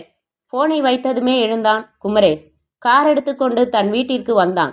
அம்மாவை அணுகி, அம்மா, பாண்டியனுக்கும் அனிதாவுக்கும் கல்யாணம் பண்றதுன்னு முடிவு பண்ணியாச்சு. ஏன் தள்ளி போடணும்? வர வெள்ளிக்கிழமை கோயில்ல சிம்பிளா பண்ணிட்டா என்ன என்றான். அவனை ஒரு மாதிரியாக பார்த்தாள் அம்மா. உனக்கு என்னடா ஆச்சு? ஏம்மா, உனக்கு இருக்கிறது ஒரே தங்கச்சி, கோயில்ல சிம்பிளா பண்றியா? ஏன்? சொன்னா நீங்க நம்புவீங்களான்னு தெரியலம்மா. இத்தனை நாளா சொன்னதில்ல, இன்னைக்கு சொல்றேன். எனக்கு அடிக்கடி கனவுல அம்மன் வருதுமா. தொழில்ல எனக்கு ஏதாச்சும் சிக்கல் ஏற்படுறப்பெல்லாம் இப்படி செய் இப்படி செய்யாதேன்னு எனக்கு கனவுல உத்தரவு கிடைக்குதுமா. என்னடா அது, இத்தனை நாளா சொல்லாத ஒரு விஷயத்த இன்னைக்கு சொல்றியே? ஆனா இது மாதிரி சாமி கனவுல உத்தரவு கொடுக்கறது உண்டுன்னு கேள்விப்பட்டிருக்கேன். சரி, அதுக்கும் கல்யாணத்துக்கும் என்ன சம்பந்தம்? நேத்து கனவுல அம்மன் சொன்னாமா, உன் தங்கச்சிக்கு நீ மாப்பிள்ளை தேர்ந்தெடுத்திருக்கிறது சரி. ஆனா தள்ளி போடாத, வர்ற வெள்ளிக்கிழமை கோயில்ல ஆர்ப்பாட்டம் இல்லாம கல்யாணம் செஞ்சு வச்சாதான் அவங்க எதிர்காலத்துக்கு நல்லதுன்னு சொல்லுச்சுமா. அப்படியாப்பா? அப்படின்னா சரி, தெய்வ உத்தரவை மீறக்கூடாது. வேணும்னா கொஞ்சம் செலவு செஞ்சு வரவேற்பு மாதிரி வச்சுட்டு போவோம் என்றாள் அம்மா. கரெக்ட் மம்மி என்று அனிதா அடுத்த அறையில் இருந்து வந்தாள். என் கல்யாணம் கோயில்ல நடந்தாலும் சரி, மண்டபத்துல நடந்தாலும் சரி, மாப்பிள்ளைய மாத்திராம இருந்தா சரி. சி, என்ன பேசுது? நீயா விரும்பி வாய் விட்டு பாண்டியனை பிடிச்சிருக்குன்னு சொன்னதால தானே இந்த ஏற்பாடை நான் செய்கிறேன் என்றான் குமரேஷ். ஊரிலிருந்து வந்த பாண்டியனுக்கு செய்தியை சொன்னதும் அவன் அதிர்ந்து போனான். இடம் அலுவலகத்தில் உள்ள அவனது தனி அறை. என்ன சொல்ற குமரேஷ், இன்னும் 3 நாள்ல வர்ற வெள்ளிக்கிழமையா கல்யாணமா? எனக்கும் அனிதாவுக்குமா? ஆமா ஆமா ஆமா, இன்னும் எத்தனை தடவை சொல்றது பாண்டி? உனக்கு முகூர்த்த வேட்டியெல்லாம் எடுத்தாச்சு, அனிதாவுக்கு முகூர்த்த புடவை எடுத்தாச்சு, தேவையான நகைகள் ரெடிமேடா வாங்கியாச்சு. யாருக்கும் அழைப்பில்ல. எல்லாருக்கும் 1 வாரம் கழிச்சு ஹோட்டல்ல நடக்க போற வரவேற்புக்கு தான் அழைப்பு. குமரேஷ், என்ன நீ அர்த்தம் இல்லாம பேசுற? நான் என்ன அர்த்தம் இல்லாம பேசிட்டேன்? என்னால பாதிக்கப்பட்ட கீதாவை நான் கட்டிக்கிறது தான் முறை. எதையோ நீ மறைக்கிற. சொல்லு, உன் தங்கச்சிய நான் கல்யாணம் பண்ணிக்கணும்னு நீ பொய் சொல்றதா நான் ஏன் நினைக்க கூடாது? முகம் சிவந்து திரும்பினான் குமரேஷ். என்னப்பா சொன்ன? இன்னொரு தடவை சொல்லு. உன்னோட இந்த சிக்கல் தெரிஞ்சப்புறம் உன் மேல கோவப்படாம உன் நியாயம் உணர்ந்து அந்த கீதாவை தேடி கல்யாணம் பண்ணிக்கிறது தான் முறைன்னு உன்னை அனுப்பி வச்சவனை பார்த்தா கேட்குற? ஓகே ஓகே, நடந்ததை சொல்லிடுறேன். நீ ஊர்ல இல்லாதப்போ அந்த கீதாவோட அண்ணி இங்க வந்திருந்தாங்க. நீயும் கீதாவும் சேர்ந்து ஒரு சமயம் எடுத்துக்கிட்ட போட்டோவை எடுத்துக்கிட்டு வந்தாங்க. மதுரையில புறப்பட்ட நீ மெட்ராஸ் தான் வந்திருக்கணும்னு யூகிச்சு இங்க வந்து எங்கெங்கேயோ விசாரிச்சு நீ இங்க இருக்கிறதா தகவல் தெரிஞ்சு வந்தாங்க. அப்புறம் என்கிட்ட சொன்னாங்க, 2வது தற்கொலை முயற்சியில இருந்து கீதாவை காப்பாற்ற முடியலன்னு சொன்னாங்க. அவ சாவுக்கு காரணமா இருந்த உன்னை தேடி பிடிச்சு போலீஸ்ல ஒப்படைக்கிற வெறியோட ஊரை விட்டு புறப்பட்டதா சொன்னாங்க. எனக்கு பகீர்னு ஆயிடுச்சு. யோசிச்சேன், கீதா செத்தாச்சு, நீயோ இப்ப தப்ப உணர்ந்த நிலையில இருக்க. இப்போ உன்னை பிடிச்சு தண்டிக்கிறதால கீதா திரும்பி வரப்போறதில்ல. அதனால நான் அவங்க கிட்ட ரீல் விட்டேன். நீ இங்கிருந்து வேலையை விட்டுட்டு போயிட்டதாகவும் மும்பையில் ஒரு பிரைவேட் கம்பெனியில் சேர போறதா சொல்லிட்டு புறப்பட்டுட்டதாகவும் அவங்க நம்புற மாதிரி சொன்னேன். அவன் எங்க போனாலும் விட போறதில்ல. நாளைக்கே நானும் மும்பை புறப்படுறேன்னு சொல்லிட்டு போயிட்டாங்க. இப்போ மும்பையில் உன்னை தேடி அலைஞ்சுக்கிட்டு இருப்பாங்க. இதுதான் நடந்துச்சு. அமைதியாக நின்றான் பாண்டியன். இப்போ இறந்து போன கீதாவுக்காக 1 நிமிஷம் அஞ்சலி செலுத்திட்டு அந்த சம்பவத்தையே மறந்துடு பாண்டி. இனிமே அதையே நினைச்சுக்கிட்டு இருக்கிறதுல அர்த்தமே இல்லை. புரிஞ்சுதா? மனசை கலகலப்பா வச்சுக்கோ. மாப்பிள்ளை மூடுக்கு மாறிக்கோ. வாழ்க்கை பூரா இந்த கீதா விவகாரத்தை என் தங்கச்சி கிட்ட சொல்லவே சொல்லாத. உனக்குள்ளேயே அதை பஸ்பமாக்கிடு. நோ, இது சரியில்லை குமரேஷ் என்ற பாண்டியனை மீண்டும் சமாதானப்படுத்த ஆரம்பித்தான் குமரேஷ். அத்தியாயம் 19. டெலிபோன் ஒலிக்க எடுத்தார் இன்ஸ்பெக்டர் அருள்தாஸ். எதிர்முனை குரலை கேட்டதுமே பவ்யமானார். Yes yes sir, yes sir பேசி வைத்தார். தேவநாதன் அருகில் வந்து, என்ன சார், எதுவும் ப்ரமோஷன் செய்தியா? வயிற்றுச்சலை கிளப்பாதீங்க. அந்த கடற்கரை பின்னம் கேஸை கண்டுபிடிச்சிங்களா இல்லையான்னு எஸ்பி சத்தம் போடுறாரு. நாளைக்குள்ளே ஏதாச்சும் தகவல் கிடைக்கலன்னா கேஸை சிஐடி பிரிவுக்கு மாத்திர போறாங்களாம். அது கேவலமாச்சே, தெரியுமில்ல? உருப்படியா என்ன தகவல் சேகரிச்சீர்? என்னமோ சந்தையில கொட்டி கிடக்கிற மாதிரியும் பைய தூக்கிட்டு போய் வாங்குற மாதிரியுமா இது? அருள்தாஸ் அந்த மாலதி கேஸ் பையிலை எடுத்து பிரித்து கொண்டு விசாரணை அறிக்கைகளை உன்னிப்பாக படித்து பார்க்க துவங்கினார். பென்சிலால் மண்டையை தட்டி கொண்டார். எழுந்து ஸ்டேஷனின் அகலத்திற்கு இப்படியும் அப்படியுமாக நடந்தார். டீ வரவழைத்து சாப்பிட்டார். நாற்காலியில் அமர்ந்து கால் நீட்டி சாய்ந்து கொண்டு கண்மூடி சிந்தித்தவர் அப்படியே தூங்கி போனார். திடீரென்று வால் கிளாக் பெல் சத்தத்தில் விழித்து கொண்டார். 3/4 மணி நேரமா அப்படி என்ன சார் சிந்தனை என்றார் தேவநாதன். உன் தலை யோ, ஜிஹெச்ல இருந்து வந்துச்சே பிரேத பரிசோதனை ரிப்போர்ட்டு. அதில்ல, அந்த பொண்ணு போட்டிருந்த ட்ரெஸ்ஸு. அதை எடு. நான் அதை உன்னிப்பா பார்க்கல. எடுக்கிறேன் சார். நான் கூட உன்னிப்பா பார்க்கல. அமெரிக்கன் ஜார்ஜெட்டுன்னு நினைக்கிறேன். நல்ல கலர். உங்க வீட்டுக்கு கூட அதே மாதிரி ஒன்று எடுத்து தரலாம் நீங்க. அவங்களோட சிவந்த உடம்புக்கு நல்லா எடுப்பா இருக்கும். பேசிக்கொண்டே பீரோ திறந்து நியூஸ் பேப்பரில் சுற்றியிருந்த அந்த உடை பார்சலை எடுத்து வந்த தேவநாதனை பற்களை கடித்து கொண்டு ஒரு பார்வை பார்த்துவிட்டு அருள்தாஸ் பிரித்தார்.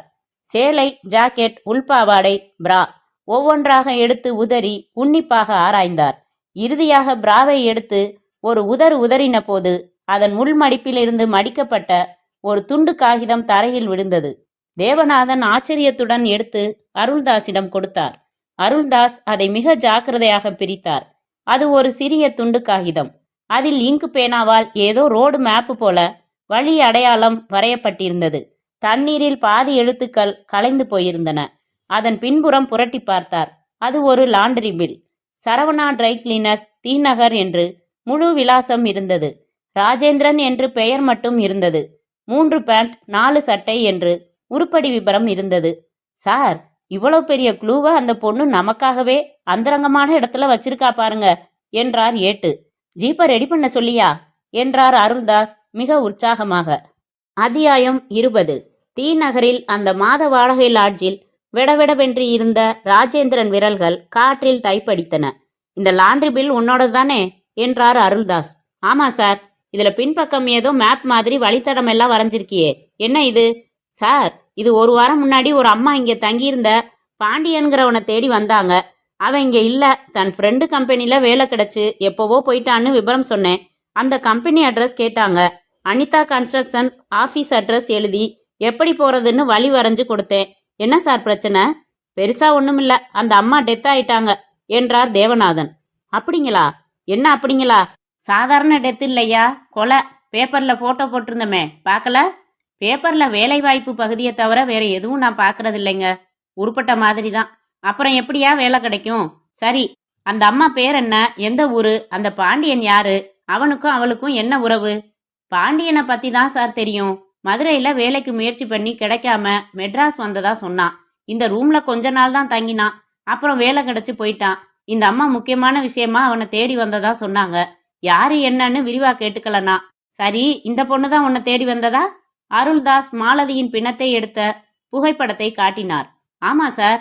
இவங்க உன்னை தேடி வந்தது என்னைக்கு? யோசித்து சொன்னான் ராஜேந்திரன். அருள்தாஸ் திரும்பி தேவநாதனை பார்த்து, அதாவது அந்த பொண்ணு கொலை செய்யப்பட்ட நாள் என்றார். சார், அனிதா கன்ஸ்ட்ரக்ஷன்ஸ் போய் அந்த பாண்டியனை பிடிச்சு உலுக்கினா எல்லாம் புரிஞ்சிடும் சார் என்றார் தேவநாதன். கன்னத்தில் கை தாங்கி எங்கோ பார்த்து கொண்டிருந்த பாண்டியனின் தோளை தொட்டான் குமரேஷ். நாளைக்கு கல்யாணம். ஏண்டா இப்படி சாமியார் மாதிரி உட்கார்ந்துருக்க? 100 தடவை சொல்லிட்டேன், மறுபடி சொல்றேன். இது சரியா வராது குமரேஷ். வேணா, இந்த கல்யாணம் வேணா. போச்சுடா, மறுபடி முருங்கை மரம் ஏறிட்டியா? அனிதா உன்னையே நினைச்சுக்கிட்டு இருக்கா பாண்டியா. நீ அடிப்படையா நல்லவன். தப்பு நடந்து போச்சு, அதை அலட்சியப்படுத்திடாம உருகிற பாரு. அப்பவே நீ நிமிர்ந்துட்ட. நீ கீதாவுக்கு வாழ்க்கை கொடுக்க தயார். ஆனா அவ அவசரப்பட்டு தற்கொலை செஞ்சுக்கிட்டு செத்து போயிட்டாளே, அதையே நினைச்சுக்கிட்டு இருப்பியா? இத பாரு, அனிதா ஃபோன் செஞ்சா ஷாப்பிங் போகணுமா, உன்னை வர சொல்ல முடியுமான்னு கேட்டா அனுப்புறேன்னு சொன்னேன். கார் எடுத்துக்கிட்டு போ. இல்லடா, நான் போகல. இவனே பாண்டியனின் கையை பிடித்து இழுத்து கொண்டு வந்து தன் காரில் அமர வைத்து, இப்ப நீ போற, சொல்றத கேளு மச்சான் என்றான். வேண்டா வெறுப்பாக ஸ்டார்ட் செய்து பாண்டியன் புறப்பட்டு போன 10 நிமிடத்தில் குமரேஷின் அறைக்கதவை தள்ளிக்கொண்டு இன்ஸ்பெக்டர் அருள்தாஸ் உள்ளே வந்தார். அவரை பார்த்ததும் தூக்கி வாரி போட்டது குமரேஷிற்கு. பிணத்தையே இன்னும் அடையாளம் கண்டுபிடிக்காததால் இந்த கேஸ் அப்படியே கிடப்பில் விழுந்துவிடும், எந்த பிரச்சனையும் இருக்காது என்று நினைத்தேனே. உதடுகளை ஈரம் செய்து கொண்டு, எஸ் சார், என்ன வேணும்? உங்க ஆபீஸ்ல பாண்டியன்னு யாராச்சும் வேலை பார்க்கறாங்களா? ஆமா, என் செக்ரட்டரி, என் க்ளோஸ் ஃப்ரெண்டு. நாளைக்கு அவனுக்கும் என் தங்கைக்கும் கல்யாணம். என்ன விஷயம் சார்? 1 வாரம் முன்னாடி கடற்கரையில இளம்பெண் கொலைன்னு ஒரு நியூஸ் வந்ததே, படிச்சிங்களா? அந்த பொண்ணு கொலையில இந்த பாண்டியன் சம்பந்தப்பட்டிருக்கணும்னு நினைக்கிறோம். அவரை விசாரிக்கணும். அவசியப்பட்டா அரெஸ்ட் செய்ய வேண்டியும் வரலாம். எங்கே அவரு? வெளியில ஒரு வேலையா போயிருக்கான், வந்துடுவான் என்ற குமரேஷிற்கு திக்கென்றது. என்ன செய்வது இப்போது? 10 நிமிடங்கள் யோசித்தான். அனிதாவின் முகம் நினைவில் வந்து வந்து போனது. தீர்மானித்தான். சார், அந்த பொண்ணு பேர் தெரியுமா? தெரியாது. நான் சொல்றேங்க, மாலதி. மாலதியோட நாத்தனார் கீதா. அவ மோசம் போய் அவமானம் தாங்காம தற்கொலை பண்ணிக்கிட்டா. அந்த கீதா கிட்ட கொஞ்சம் கலகலப்பா இந்த பாண்டியன் பழகினதுனால இவன் தான்னு முடிவு பண்ணி தேடி விசாரிச்சு ஆத்திரத்தோட இந்த ஆபீஸுக்கு வந்தப்போ நான் தான் இருந்தேன், அவன் இல்ல. என்னை தவறுதலா பாண்டியனா நினைச்சு இரும்பு ஸ்டூல தூக்கி என்னை அடிக்க வந்தாங்க. நான் தடுத்து தள்ளி விட்டேன். அவங்க தடுமாறி பொக்குன்னு இறந்தே போயிட்டாங்க. நான் பயந்தே போயிட்டேன். போலீஸ்ல சொன்னா கொலைன்னு முடிவு செஞ்சிடுவாங்களோன்னு பயந்து முட்டாள்தனமா ஒரு காரியம் செஞ்சேன். நகைகளை எல்லாம் கழட்டிக்கிட்டு பிணத்தை கொண்டு போய் கடற்கரையில போட்டுட்டேன். இனிமே உண்மையை மறைக்க விரும்பல. இதான் சார் உண்மை. என்னை அரெஸ்ட் பண்ணலாம். சத்தியமா இது கொலை இல்ல. நான் 2 ஃபோன் செஞ்சுக்கலாமா?